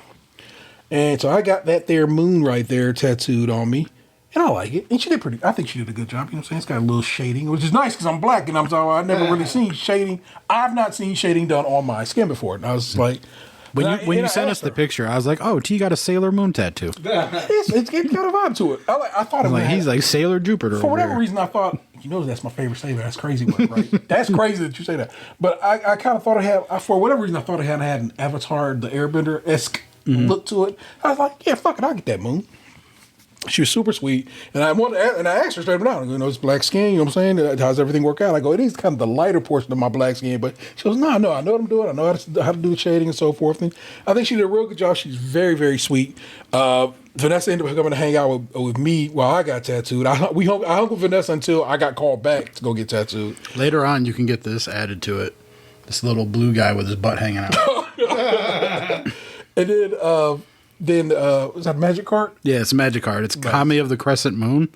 So yeah, it's like a blue moon, like a moon, and there's like a Kami spirit like sitting on a ledge. He's like a legendary guy. Yeah. And yeah, if you zoom in, his little butt crack is hanging out right there. The plumber. Yeah, he's got the plumber's crack. So then me and Ness went in to watch Lee get tattooed. So we literally as a family did this. We hung out with that artist who was working on Lee and Lee's tattoo. And it was real fun. He was a real good dude. His room, everybody has their individual room kind of designed to their spec, and his room was full of Lego. I did gauges a little bit, but then it just like, I myself wasn't planning them out as well because I was like a server at the time and had no time, and I was like, we're just gonna. But I didn't get them like to 00, so they were able to stretch back. Yeah. But it is nice now to be like, cool, I can put this in my YouTube. And he's talking, and he's like, "Oh yeah, I was in a band. I used to play at Nelson's Ledge." Vanessa, if you know Vanessa for a long time, she'll always tell you stories of hanging out at Nelson's Ledges and going to shows and stuff and parties down there. So it's like it was the right guy for us to be kind of kicking it with and hanging out and chatting about. And he's a physical media guy and a Lego guy, so that's me and him talking. And he's tattooing my kids, so that's them talking. And it was a very, very nice little family experience. And I think that's super dope that we did that. Big up to my partner Vanessa for putting that all together, our little family adventure. And I love it. And she's like, I think I'm gonna get another one next Friday the 13th is in I think November. She got, maybe I'll get another one. We'll go to a different shop. I'm like, who knows? And, I didn't know that was a thing. Yeah. And it's just fun. It's like I said, they use the shops do. They're like little capsule sales, and they like be like, here's the art. These ones cost this much. These ones cost this much. Look at my Monopoly board. What is it? It's a moon. Oh man, we are on something right now, bro. That's crazy work. And so is that Sailor Moon? Sailor Mercury. Because I know it's Hello Kitty this time around. Yeah, the theme. My theme on like the board I'm on is Dreamland Nights. Nice. I kind of love that. But again, a wonderful experience, and would recommend. And it's like so okay. 10 out of 10 would tattoo again. So I have at this point now I have 4 tattoos, okay? First tattoo, the Wu-Tang logo. I got it maybe a month after Wu-Tang Forever came out, and so it means something to me. Tattoo beneath that is the kid's mom's name. Means something to me. My kid's initials right here mean something to me. These are things that super duper were meaningful to me when I got them on me. This is my first random throw some art on me. And I like it. I like how it looks. I like how it feels. She did a real good job. It didn't hurt too much. It was a little tender. I'm not gonna lie to you as she was doing it, but it wasn't like I'm tearing up or anything like that there. And it's nice just to have a little random bit of art I get to take with me everywhere. You know what I'm saying? And I super dig dig that, and I like the placement and so forth. And I like the experience we had there. Very nice staff overall. The people who were there kind of fit a certain bill, and I was like, okay, yeah, y'all all seem real cool too, and so forth. So I dig it. It's right above what used to be the Hairy Buffalo on the west end of Lakewood. If you're over on that end of town, and the Hairy Buffalo is about to become a dispensary now. Opens up April 11th, so if you want to go have a new dispensary, there that's where it'll be at. That's going to be a Forest something dispensary. So new place to get your Klutch Forest. Klutch the Forest. My other thing is, and I was talking to Ann about it a little bit earlier on TikToks. So I see a video yesterday, and this guy says everybody's saying it's cheaper to fly to Japan and go to Disney Tokyo Sea than it is to go to any Disney park in America. And he goes, so I put it to the test. And I took my family of 4, and he's breaking it down, the pricing and stuff like that there. And I'm like, So people say it's cheaper to fly to Tokyo and go to Tokyo Disney than it is to go to one in the US. Well, here's everything I spent in one day at Tokyo Disney Sea. Starting with the tickets, the adult tickets were $59 each, the child ticket was $35, my 2-year-old was free, for a total of $153. Just for comparison, we went to Disneyland in California last year, and our tickets cost us $626 for one day. So for Tokyo, there's no lightning lane, but we did buy premier access for 3 rides. That was the Rapunzel ride, the Toy Story ride, and Frozen. And okay, this was intense. I had to check the app all day in order to get that Frozen ride. For 4 of us, for 3 rides, that was $113, so that was a bigger expense, but optional. For food, I got the adorable alien mochi. This cup was $2.50, and I did get it 3 times. Throughout the day, we also got french fries for $1.75, this little cookie sandwich for $3, a gyoza sausage bun for $3.75, a popcorn for $2.50, a couple of these naan with meat in it for $3, and then we had a sit-down meal at the Snuggly Duckling. It was burgers and fries, and for the 4 of us, it came to $25, so our total food costs were $49.50. Finally, the souvenirs. Of course, during the day, I bought ears for me and the kids. 3 pairs came out to $36. I also bought sunglasses because it was bright out, a couple little things, but I saved most of my shopping for the end, and this was a big mistake. The shops were so crowded, it was so chaotic. I bought some random gifts and things, I kind of blacked out. I spent about $100. So that brought the total cost of one day at Tokyo Disney Sea for our family of 4 to $450. Bitch, you went to Japan for how much? So then immediately I'm interested. So I immediately just start doing the math. And so let me see, pull this up box. These are just some numbers I started putting together, and I called this Tokyo Dreams. The hotel I want to stay at is the what I decided was what I started basing these numbers on is if we went basically the week of my birthday. So let's say we got Japan, we flew out to Japan on the 6th of my birthday month. We came back a week later on the 13th. Okay. The hotel that I'm looking at is a Tokyo Bay Shiomi Prince Hotel. And it's about $200 a night. So for a week, $1,400. And that's everything, taxes and so forth and so on. And they feed you breakfast, which is nice. That's an option. And that's for a king room, king superior room. They also have a king corner room that costs a little more, but that was for the king superior room. Flights are what I looked up are between $700 and I think $75 up to $1,400. So I just said $1,000. You know, I kind of stuck it in the middle. Mm-hmm. So $1,000 each round trip. So $2,000 on the flights. A day at Tokyo Disney Sea. Getting into Tokyo Disney Sea would be about $100 total. No, $150 each. So $300. $150 each. $150 total. He said to get in his family of 4, he said it was like $400, and the one kid was free. So I think that broke down to $150 each. So $300. So that's why I said. So I was like, okay. So we get in there. I say $1,000 because I'm like, sure, we get in there, whatever. We got to pay for. You can pay for. They don't do fast pass there. They do whatever it's called. But they do. Let's say it's a couple of things we really want to get to. We paid a little extra for, and we get our little ears, and we get some stuff. So basically, I said for Disney Sea, I said $1,000, and we got to get there. We got to hop the train to get there. But actually, it's only like I think 18 minutes via train from the hotel, so relatively close. The Ghibli Museum is also in that area of Japan, and I think that was like a 45-minute train ride away. So I don't got my train price included yet, but I'm just doing the basics of it. But the Ghibli Museum is basically it's 1,000 yen to get, $10 to get in. So I said, $25 for us to get in there, and that's basically the only numbers I put in that one. But I also want to go see the Nintendo Museum, which is in Kyoto. It's about 3.5 hours away so we'd have to hop the bullet train. But that'd be dope. I get to ride a bullet train and go to Kyoto and then go to the Nintendo Museum. The Nintendo Museum is about $40 to get in per person. So I'm like, okay, yeah, we can do that. And so basically that's how I was talking to Vanessa about it. She kind of was like, yeah, that makes sense. We get in first day, ain't shit happening. We get that was a day of travel and just whatever.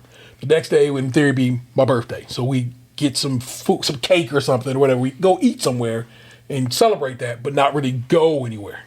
So then the next day we go to Disney. So we got Disney taken care of. Next day, nothing. Kind of just chill the fuck out, get our legs back, and so forth, so forth. Next day, go to the Ghibli Museum. Next day, kind of chill the fuck out. You know what I'm saying? Next day, is that right? Yeah. Tuesday, go. Wednesday, rest. Thursday, go. Friday, rest. Saturday, go to hop the train to Kyoto and go to Nintendo Museum, kick it around there, and so forth and so on. Now, the rest days aren't fully like, let's just sit in this hotel. We can. But, we might be like, hey, let's slide over here to this record store or slide over to this video game store or whatever, you know what I'm saying, Harajuku, and go see what's popping in the fashion district or something like that. But, less leaving general Tokyo, you know what I'm saying? It's more just staying in Tokyo as because that's the aim we're going to go to Tokyo. And the mathing, we made a point to give ourselves some rest days in there, you know what I'm saying? So we actually could, have a good experience there. The hotel seems reasonable. It's well reviewed, and so forth and so on. And right now, this is not without having the trains, because we got to pay for train rides, and train rides they're not expensive at all. I think it was like $100 to get $100 round to get to Kyoto on the bullet train, and so $200 for both of us. And I think the train to the Ghibli Museum is like a regular train, so like, you know what I'm saying? Like, I don't even think it's like $20 if, so not too much. But currently, without me throwing the trains in, without me saying food, without me saying coming home with some, because Vanessa was like, we definitely gonna bring some snacks home. I'm like, yeah, I'm definitely gonna bring also Nintendo bullshit or some records or some shit that I can only get in Japan, because I would. How much do you think would it be to ship it back home instead of carrying on the plane and stuff? A lot, because shipping is just expensive in general, and I don't think Japanese Post would let me ship from them. And so we were all just planning to bring an extra suitcase in the suitcase. Japanese Post, no gaijin.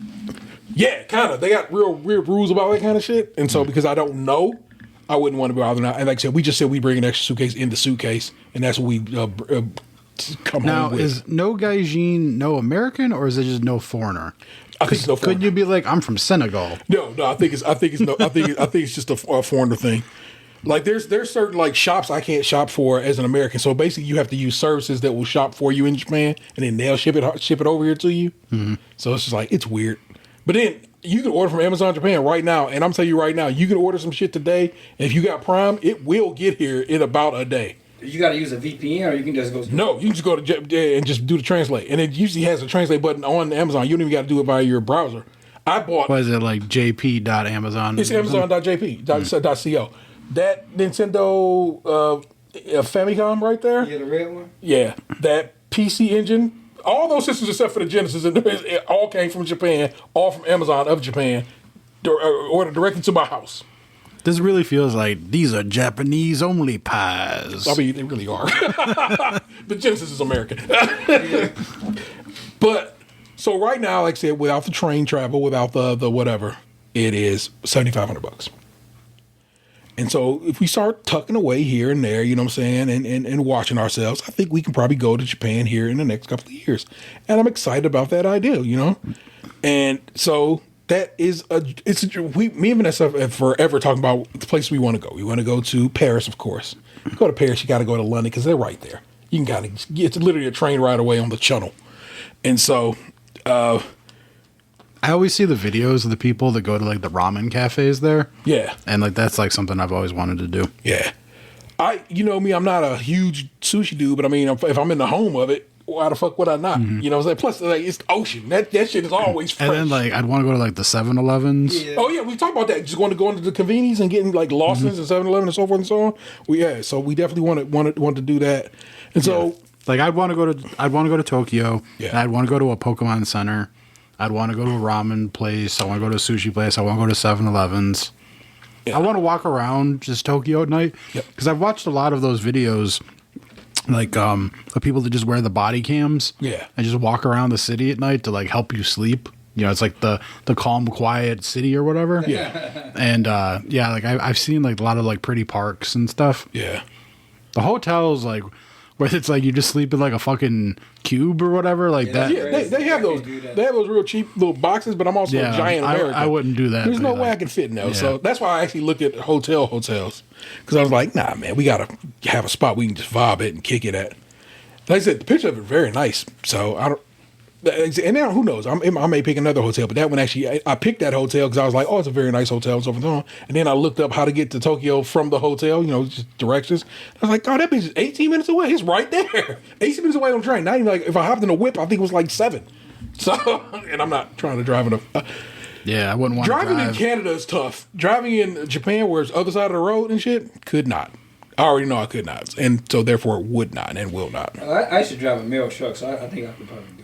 You just whipping that bitch, man. I know. I it ain't in me, but you know, I got an Anthony in my life, so who knows? Yeah.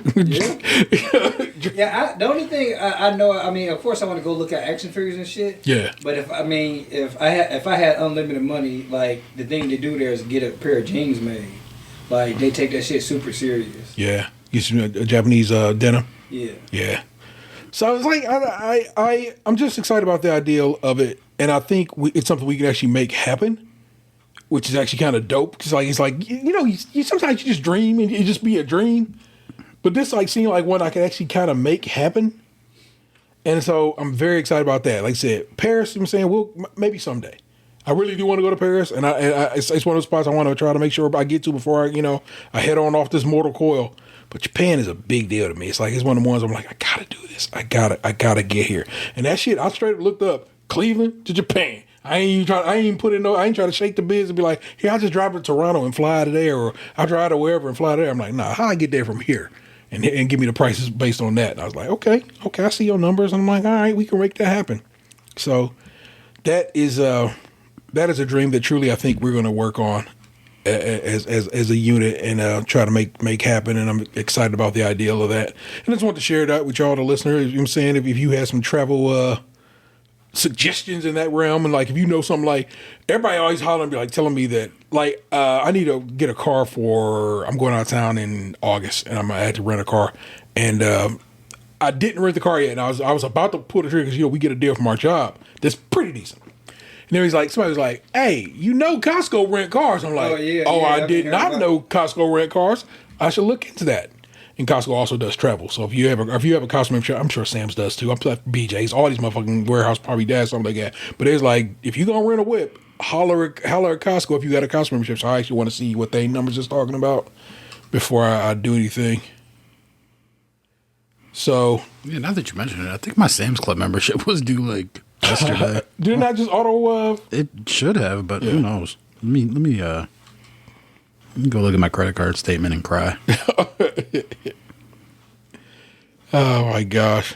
But that's what's been calculated with your mans. You know what I'm saying? Sorry, had to grab the papers that I dropped forever ago in recent history, in recent days. But like I said, I thought I'd share that with you all, and so I have. But oh, you know what I didn't do? I didn't print them, so now I got to go grab my thing. I actually wrote them up, but I didn't put them through on the printer. And that is this week's Am I the asshole? Am I the Assholes?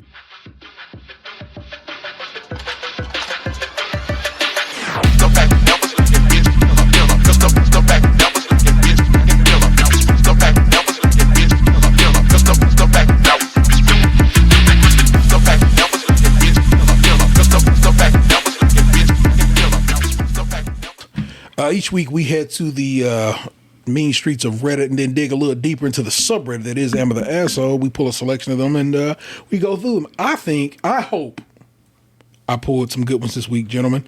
And let me Oh no, I did not renew. Read through them for My you. membership expires tomorrow. Renew today. All right, well, you got me. You got me, you motherfucker. So here you go. Am I the asshole for not packing clothes for my child's trip? Am I the asshole for walking away when my partner stopped to talk to someone who was previously disrespectful to me? Oh. Am I the asshole for correcting my roomie about her meals when eating out? I know you think that one sounds just so whatever. Trust me, if I chose it because I think it's interesting. So I think all three of them are interesting. And actually, so this week I'm actually going to end up knocking all three of them out. We're going to just run through them. And so we'll just do these in order. So, am I the asshole for not packing clothes for my child's trip?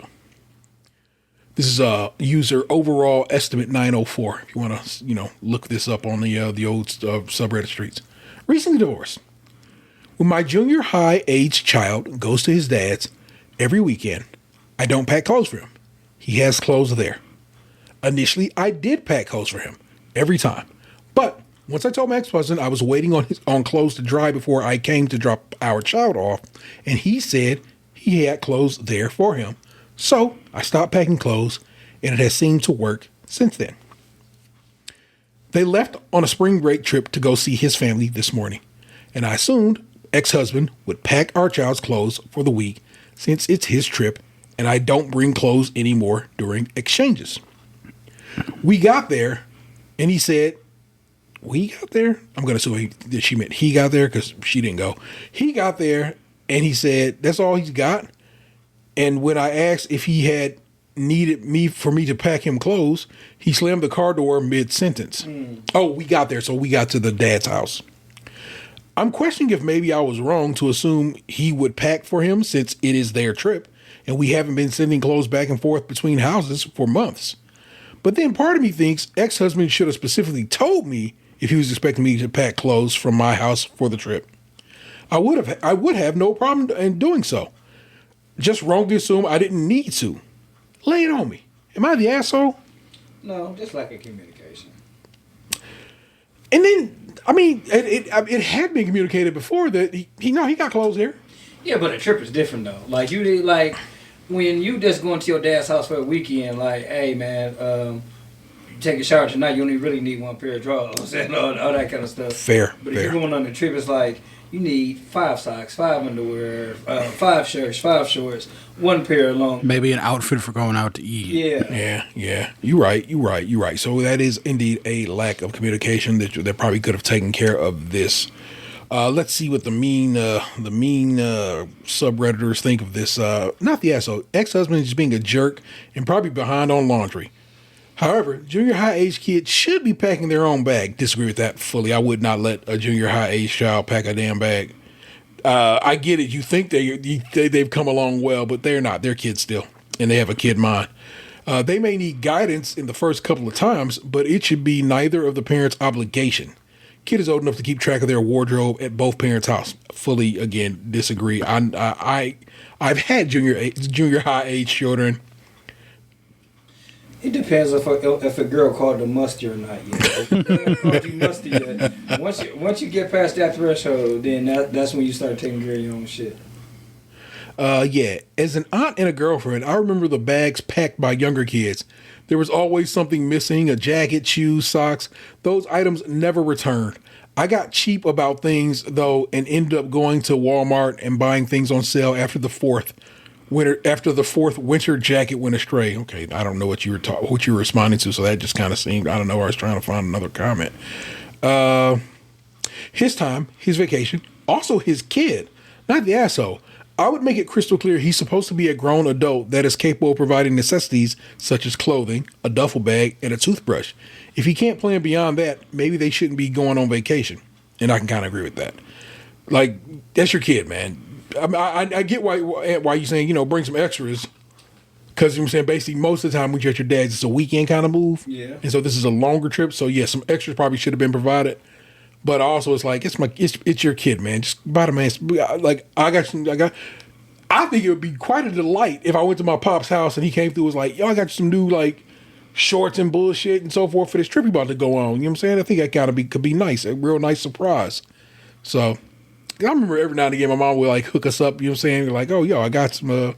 We about to go out on a trip to wherever. Here you get a fresh pair of trunks. Here's a couple of extra pairs of shorts. You know what I'm saying? And a dope little shirt or something. So I think that could be kind of nice. So Dad should be doing more, but yes, they could have communicated better, and nobody's the asshole here. I mean, Dad's a jerk for slamming the doors. It's unnecessary, but I don't think it rises to the occasion of asshole. Asshole really has meaning to us at this point for having done this for as long as we have, and we're just a little more, I don't know, sensitive to the idea of what and whom can get that title. So there you go. Am I the asshole? I'm going to say that was the last one because that one's kind of, I find that interesting. I think we might talk about this. This roomie one I think is interesting. Am I the asshole for correcting my roomie about her meals when eating out? I love my roomie very much. She's a wonderful person and I consider her family. We've lived together for a few years now and we're both pushing 30.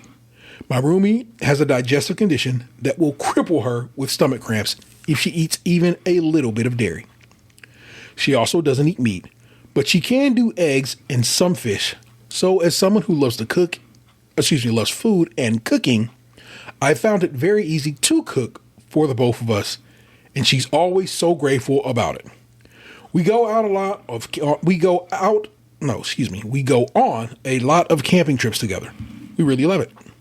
Several times now, on our way to camping trip, we'd stop somewhere to get something to eat, and she'd end up doubled over with horrible cramps by the time we got to the campsite, and we'd have to pack up and turn around. Because I cook a lot, and I have a better idea of what's in most food than she does. But when we first ate out together years ago, I pointed out something had dairy in it to the waiter, and she mentioned she couldn't have any dairy, and she asked me politely to not do that again. So I didn't. Well, last weekend, we went on a big kayak camping trip. We had just gotten off a ferry, and we're having a last hot meal at a little restaurant when she ordered something with brioche bread, which, unlike most bread, has lots of butter in it. So I said, don't get brioche. It has tons of butter. She shot me a dirty look and asked the waiter had to ask, okay, that's how this is written, y'all. So, and asked the waiter had asked the chef who confirmed it did, and she got a substitution. She was pretty peeved at me for correcting her about her meal in front of the waiter, something she has asked me not to do before. Here's the thing about this trip, though. We were going to camp overnight at Posey Island, a tiny island marine park off the coast of Friday Harbor, one of the San Juan Islands in the Puget Sound. The island has only 2 campsites, and we'd rented both for the night, so we were going to be getting the whole island to ourselves. And one day was the lowest tide of the month as well, so we'd be getting some excellent tide pooling in. There were 4 of us on this trip: her, me, another friend, and my girlfriend. At this point, we'd woken up at 2 a.m., driven 5 hours, taking a 2-hour ferry ride that cost $70, and we're gearing up to paddle a few miles over to the harbor in the early morning cold. We'd all taken time off of work, which was hard on us, and the only reason we'd taken such an early ferry was so we could paddle over early in the morning when there'd be less boats in the harbor, because Rumi is afraid of kayaking near large boats, and honestly, none of us love it. So after we did all that, I wasn't willing to turn around because she didn't want to be told she ordered something with dairy in it. And the way the ferries work to San Juan, we'd be waiting maybe days to get on without a reservation, which was set for the day we were leaving. So, am I the asshole for correcting her about her dairy restrictions? Yes. Yeah, you can take all that time to explain and all that time to give all this background about why you said it, but your friend actually respect her boundaries still. If your friend actually respect their boundaries, respect them. Yes, it might make your trip suck a little bit more, but at the end of the day, she actually to respect her boundaries and not do that, not to belittle what she wants. there's an edit here, and we're gonna come back around. Edit. I feel the need to point out that while the trips have been ended before due to dairy slips, of the 5 or so times it's happened, 2/3 were not her fault because she ordered vegan food, and we camp a lot, basically every weekend of the summer and many weekends in the fall. This has never happened. Has happened fewer than 1 out of 10 trips. So it's not like this is a habit that she has, because people are probably like, this bitch always fucking up the vacation. But in this case,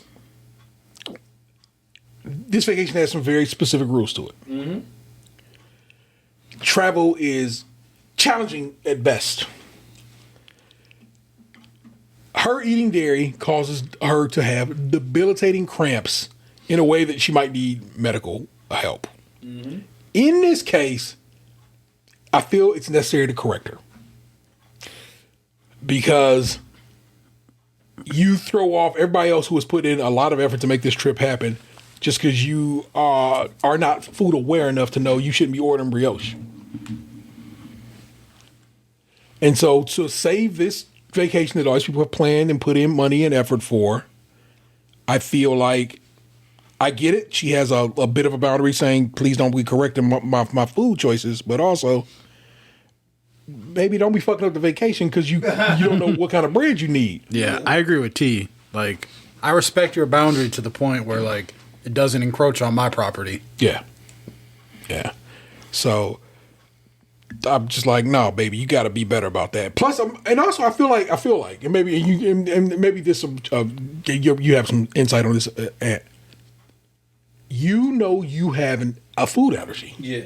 You have to be aware of what's in what. A different food. And ask. Now, pause on that. Was she about to ask what's up with the brioche? Probably not. She just wanted brioche. But maybe he should give her the opportunity to ask. Because what if she was about to be like, hey, what's going on with that bread? Well, actually, probably not. Because like I said, nobody said, no, I love brioche. You know me, I love brioche because it's delicious. But also, I never thought the brioche might be just full of butter. And I guess... Yeah, the thought never crossed my mind. No, never. So, respect due to brioche, I guess. Who knew, y'all?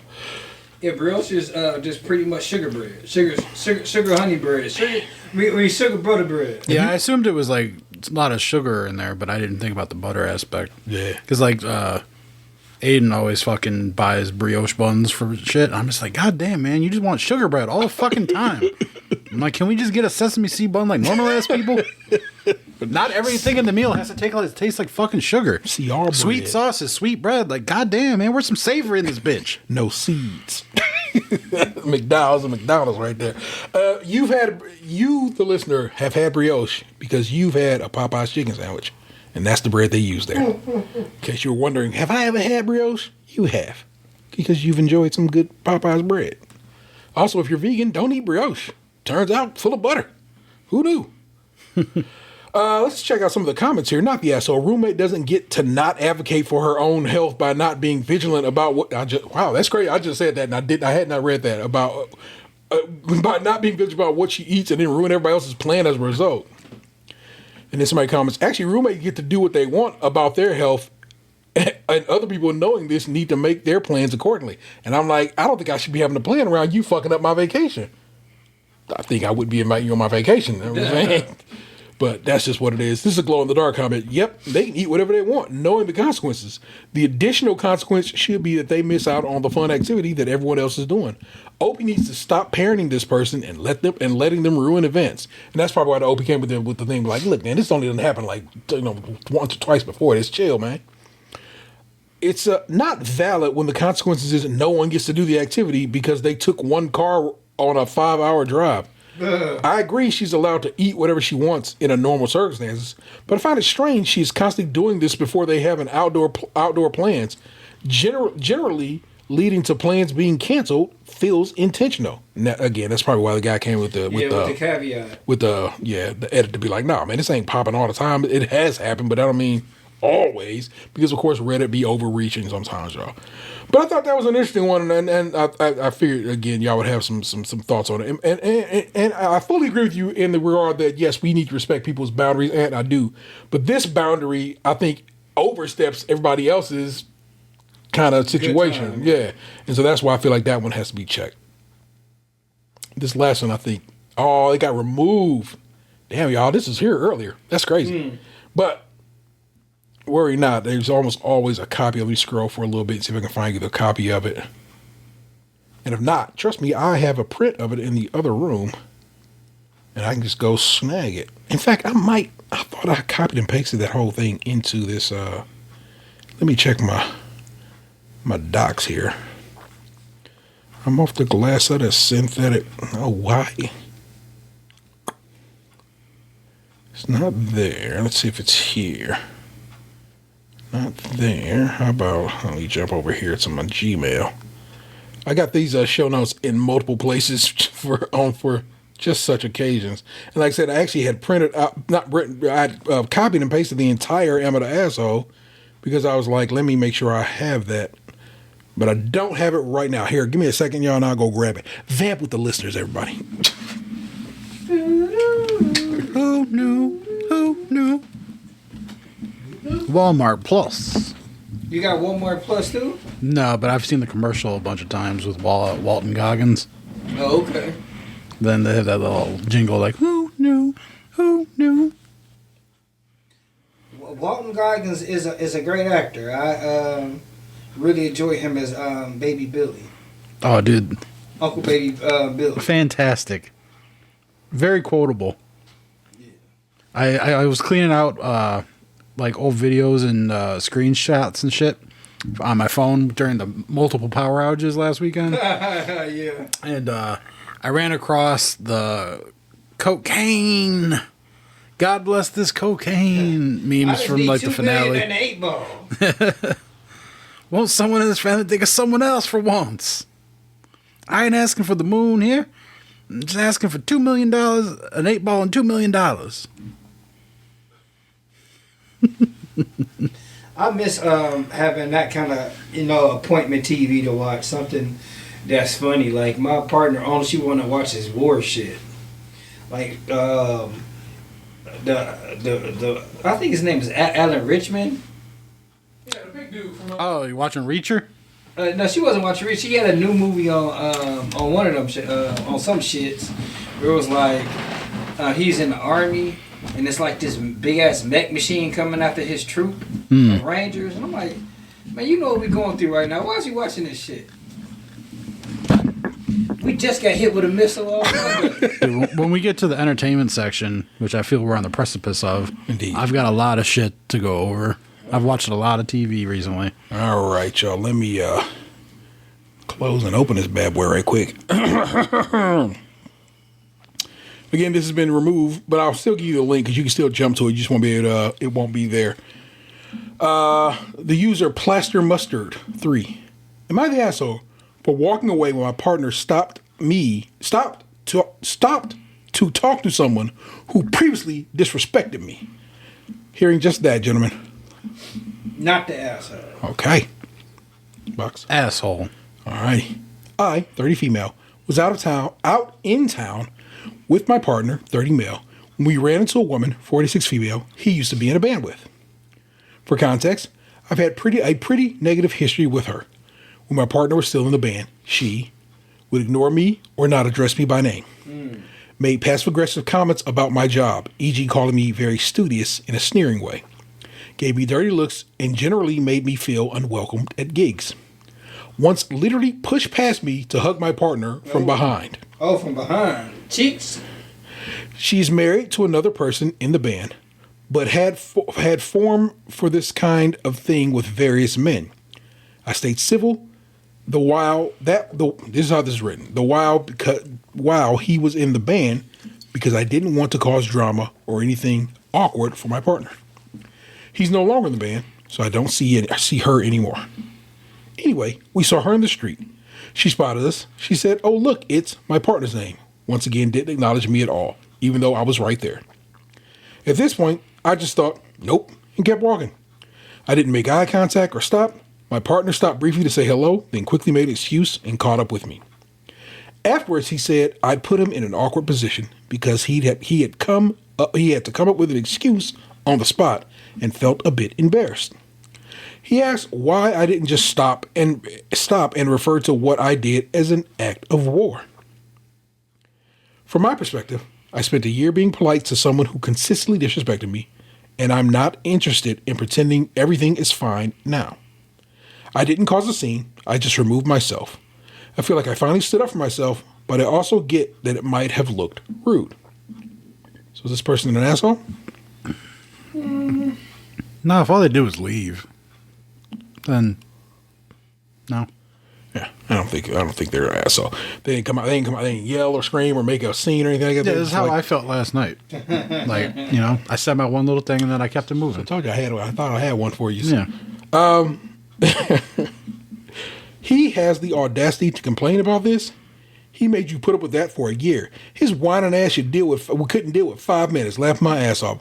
Go back to him and say, I put up with that awkwardness and bullying for a year for your band, whilst you didn't do anything because it wasn't bad for you. You had 5 minutes of the same and complained. Feels shit, doesn't it? Settle down, unicorn hair, 1991. I just feel like this person's in a band and she doesn't appreciate the band anymore. This is spot on. You handled this interaction perfectly, and I'd even go so far as to say gracefully and diplomatically too, as considering from previous experiences with this woman, your only other option was to awkwardly stand there, allowing her and your partner too, he's equally at fault here, by the way, to once again blatantly ignore and disrespect you. Nicely done, OP.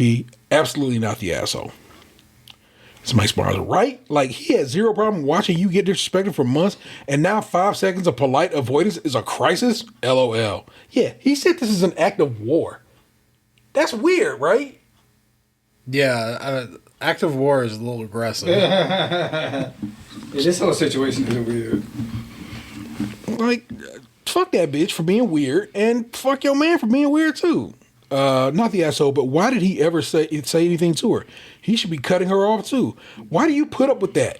I don't know if all that. Reddit sometimes be wild, but the OP responded, plausible deniability on her part, and you only see her at gigs, so what's the problem, apparently? Oh, that was his. Ew, I don't like this man. I'm not saying break up with him, but y'all might have to have a conversation about what's what in this relationship going forward. Like, bruh, you can't just have him for a while out on me. That's real. Or be disrespectful in their tone or whatever like that. You know what I'm saying? Anyway, that's this week's Sam of the Assholes. Hope you enjoyed them. I know I did. If you ever have one, send it to us. Let us know. And we'll gladly share it and go over and describe and discuss if these person are the asshole. But you know what it is, man. As we start circling the drain here, gentlemen, what you been watching, reading, listening to, so forth and so on as the days gone by? All right. I will start because I have a laundry list of things. Okay. I finished season 2 of Wild Cards, which we had talked about previously. I finished season 2 of Fallout. What'd you think? I've never played the games, Same. but I enjoy the show. Yep. I watched season 2 of Cross. I watched the entire first season. I'm assuming it's the first season, that there will be more, of Young Sherlock. I watched all 8 episodes of Wonder Man. And then today I finished all of season 2, which I'm assuming is the last season based on how it ended, of Deadlock. And today I also watched the movie Mercy with Star-Lord, Chris Pratt. Yeah. Okay. I think that is the extent of my television shows that I watched in the last 2 weeks. What'd you think of Wonder Man? I thought it was good up until the end. What about the end did not speak to you? I don't like the way Marvel ends a lot of their shows, where it feels like it just abruptly ends with like the show felt fucking pointless after that point. To me, like, there was no conflict of any kind per se. Like, it felt like they were trying to give me a background story, but like it felt like it was missing pieces, and like it felt like it was building towards something that never came. Also, I don't want to like necessarily give it away, but like the dude jumps from being like an actor to like an espionage agent of sorts. Like, I don't know. Where'd you get that from? Like, he went from being just a dude that wanted to be an actor to a guy sneaking into a government facility. Like, where the fuck did he learn that in 2 months? Okay. I'll allow for it. You get what I'm saying? I hear you. I know what you mean, but that wasn't really the point. We fully disagree, and that's not what that show about. He went to go save his best friend. I'm not questioning why he did it. I'm questioning how he learned the ability to do that. Like, is it just because he watched it from movies or some shit? I mean, I don't think he doesn't. And keep in mind, I know nothing about this fucking character. Never even heard of him before the trailer for the show came out. Yeah. I don't know anything about this dude. Yeah, I just didn't feel like I don't know. I mean, it's my favorite Marvel show thus far. Yeah. I thought it was just kind of like a sweet ending where he just saved the only person that seemed to kind of get his life at that point. Yeah. Really, really, really enjoy Wonder Man. I really love it. What do you think of, I know about Cross, but I don't know Cross. But I remember you really enjoyed the first season. What do you think of the second? The show's interesting. Like, I really enjoy, I want to say his name's like Aldous Hodge, the actor. Yeah. I think he does a fantastic job as the character. Yeah. And I feel like the first season had a couple more, like, quotable moments. Okay.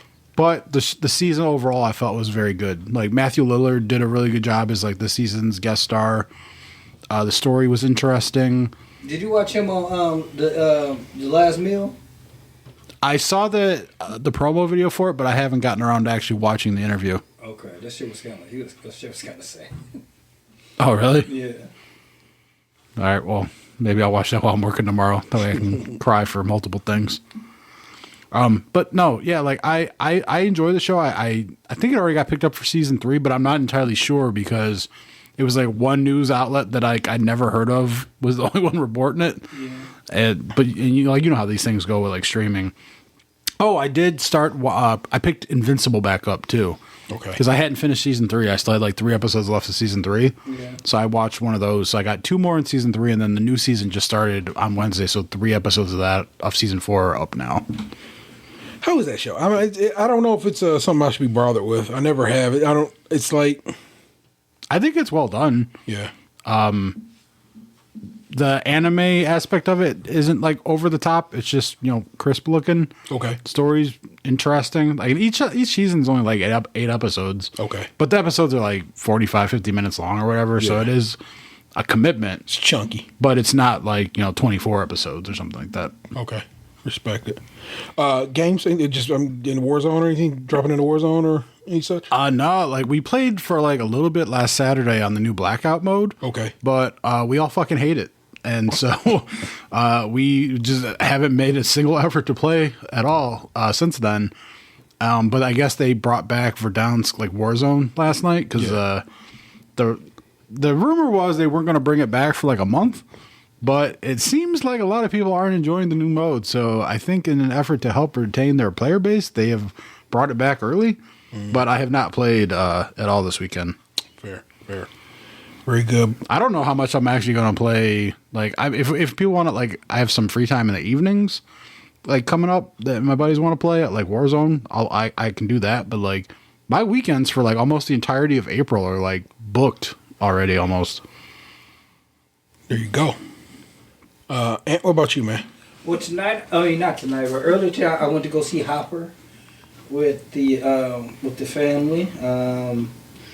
Is that like an Easter Bunny movie or something? Actually, it's not Easter. It's some bunnies in it, but it's the new Pixar movie.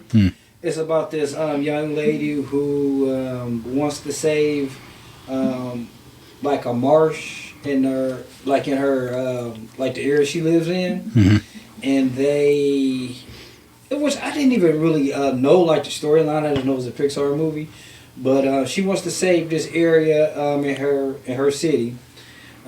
Where they figure out if they get a beaver to build like a dam in this area, they won't be able to build on top of it. And without saying anything, without spoiling it, craziness ensues.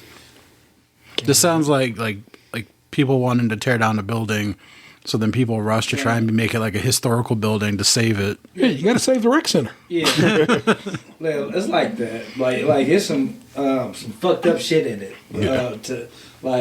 They take just like every Pixar, somebody dies. I'm like, oh my god, why did they have to die? And then somebody dies. Like, oh holy shit, I was not expecting that. Okay. It was entertaining. This is the second movie we took our 1-year-old to see. Okay. Like before, we took him to see some. First movie was Superman. Yeah. And this is his second official movie. And once the popcorn was gone, it was like he was like, "Fuck this now, ain't no more popcorn." And that's why you gotta sneak them in like a Chinese dinner. well, we didn't pay for him to get in, so I mean, Still can sneak them in some food. man. Yeah, That's what that diaper bag's for. You usually like I was like when it comes to like just if it's just me and the boys, like we stop at 7-Eleven or something before and let them pick out some stuff, and then we go in and maybe we'll get popcorn, but I need to get back into like going to the movies. I was doing that a lot last summer. Like I was going to like every week to Phoenix. We were going. Had we turned around and done it like we're like earlier in the day, we were going to go see we were going to go next week to go see Super Mario. Hail Mary. Hail Mary. Yeah, Project Hail Mary. Yeah, they, like my oldest son wanted to see that, and Somebody mentioned that to me last night at the party, and I'm like, I have no fucking clue what it is. Oh my god, I love that book so much that I'm slightly worried that the movie's not going to live up to it, but also they did a really good job with The Martian. I also love that book, so I'm like, I'm going to watch it. It's going to be great, and I'm going to have a good time with it. Andy Weir seems to know what he's doing. He seemed to have a real good hand in it, so I'm excited to see it. You should definitely. And I know people are like, I love to read. I know you love to read. Reading's great. You should listen to the audio book of Project Hail Mary. It has one of the best guys in the business to do it, and he's been at all the premieres and stuff. People are like, "Yo, man, you really made that book for me, man." And he's like, "Oh, I'm glad. Thank you. I'm glad to hear it." So I'm telling you right now, if you snag that off your Audible or whatever, you should listen to Project Hail Mary. I would tell you to watch the movie first. I always tell people watch the movies first because books is so different that it might end up making you have not a good film experience if you know the book well. And it's also, you can probably get it on your Spotify too, or wherever. You know what I'm saying? Listen to that book. It's dope. Yeah, my family are reading, except me. Me and Miles are staying out of that shit. Reading Wonder, and I was like, yeah, y'all should watch the movie first, so you'll be more interested in the book. But my partner said, no, we're going to do the opposite. Yeah, I learned the hard way when I read Jurassic Park in high school. Yeah. In preparation of seeing the film, and I saw the movie and it was so different from the book, I was mad. So I was like, going forward, watch the movie first. That way you'll be like, okay, that's interesting. And then listen, check out the book, read the book as you will. And I think that's a better way to do that. Also, I would tell you to don't watch a live version of a song first because you might fall in love with it, and then the studio version sounds nothing like it. Because I've come across a couple of Tiny Desk. I'm like, that's the version of the song I know and love at this point. Anything else is just whatever. So that's just me. I'm grumpy that way. Anything else, Ed? You want to watch anything, read anything, podcasts, anything? I did finish Jeanette. I listened to the Jeanette McCurdy's book. The new one, Half His Age. Yeah.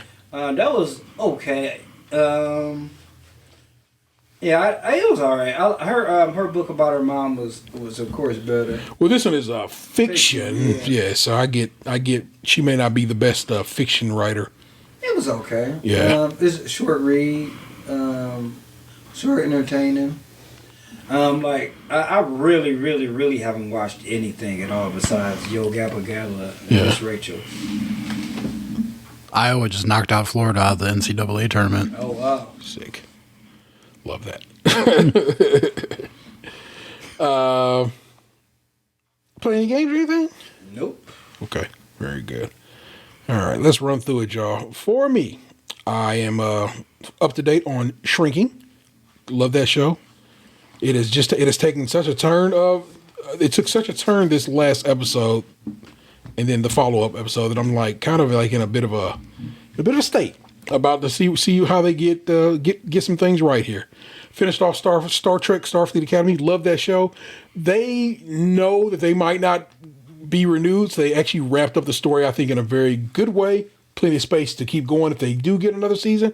And if not, they stuck a nice little fork in it. I checked out the first episode, and now there should be 3 episodes up of Rooster, of starring Steve Carell. That's over there on HBO Max. It's from the makers of Ted Lasso, Shrinking, and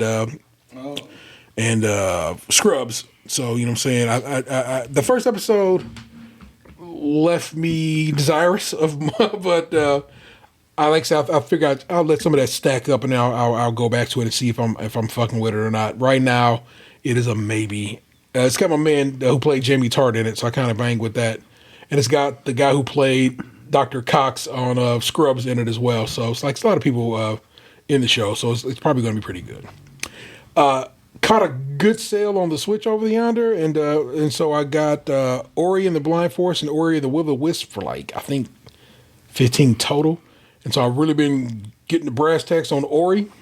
As you can, gentlemen here in the room can see, I got the old Virtual Boy, which is you can also play on your Switch now, and that right there is a shell. You actually drop the Switch into that and you use your controllers to play Virtual Boy games. It's kind of kick-ass. If you want to do it before you leave, you can. If you're not, no worries. And I think it's really nice. I pulled you can't see this over. I think it's on the box inside the table somewhere. I actually ended up pulling the red lenses off of it because the games are red regardless, and the nose is just not deep enough with that on there. So I actually ended up popping the red lenses off of it and kept the motherfucking moving.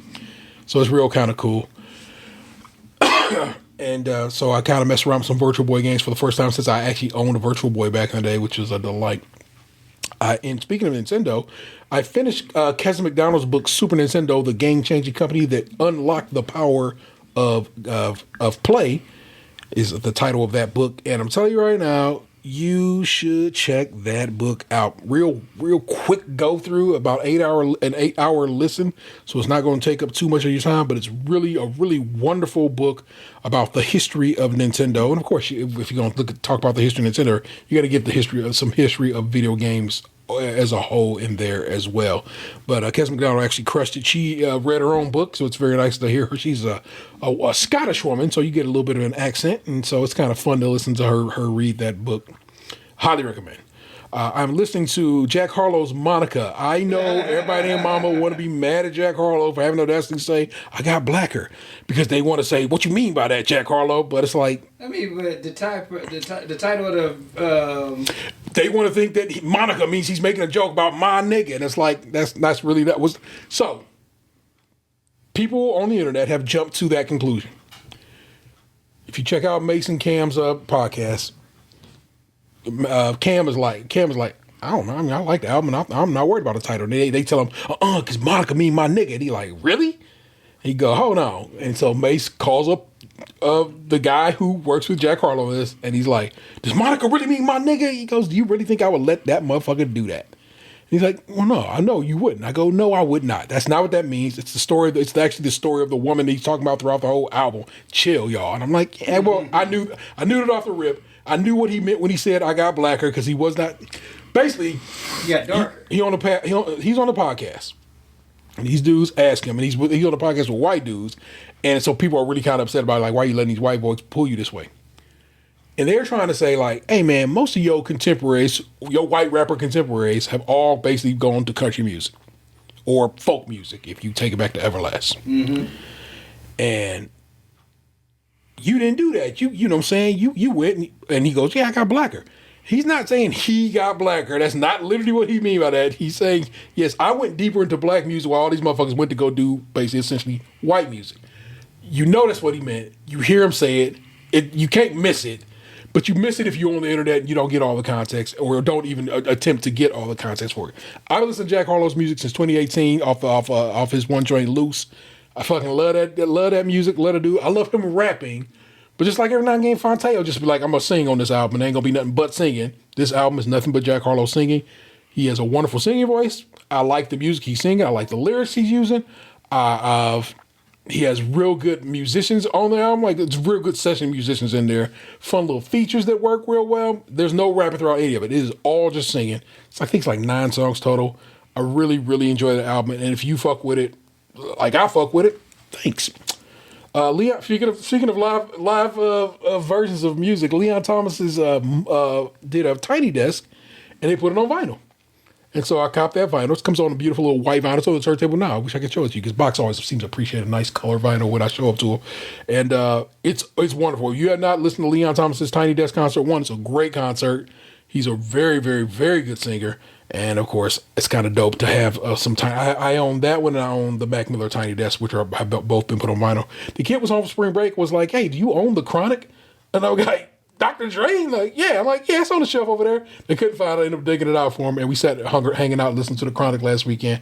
And I think that's so fly. He wanted to hear nothing but a G thing in particular. So I was like, there you go. We'll get down with some G thing. And so we did. And I think that is a delight. That is it. Yeah, that's it. That's all I've been listening to, playing, and getting down with. So there you go, people. That is that. I have to go back to the notes.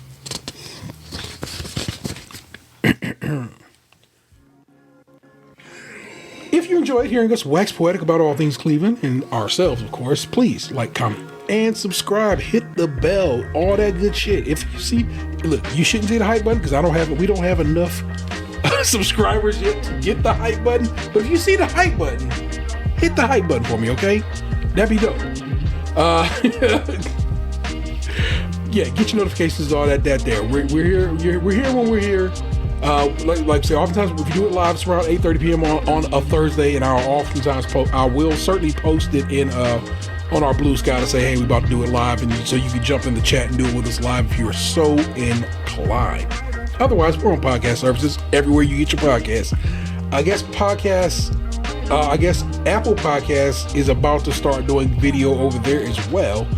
If it just goes up like it does on Spotify, then there's nothing to it. The video will be there.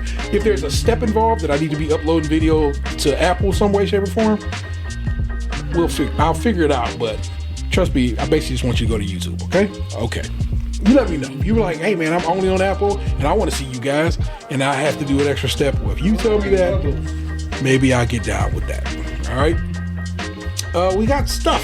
So consider buying a shirt or anything else over at tpublic.com/user stays Krunchy and milk. It's all one word. Krunchy, of course, being spelled with a K. Feel free to give us a call. It's 216-264-6311. That's 216-264-6311. We certainly love to hear from you. That guy right there is 216's own Tatum. I might not have a big feel, but I believe in it. That's Lunchbox 2099. I said what I said. I am what I am. Everything I thought I'd be. I am the internet Sarah 713. Don't make me push you into traffic. We'll do it again next time. Peace. What happened to your ass? It's beautiful. Stays crunchy and milk.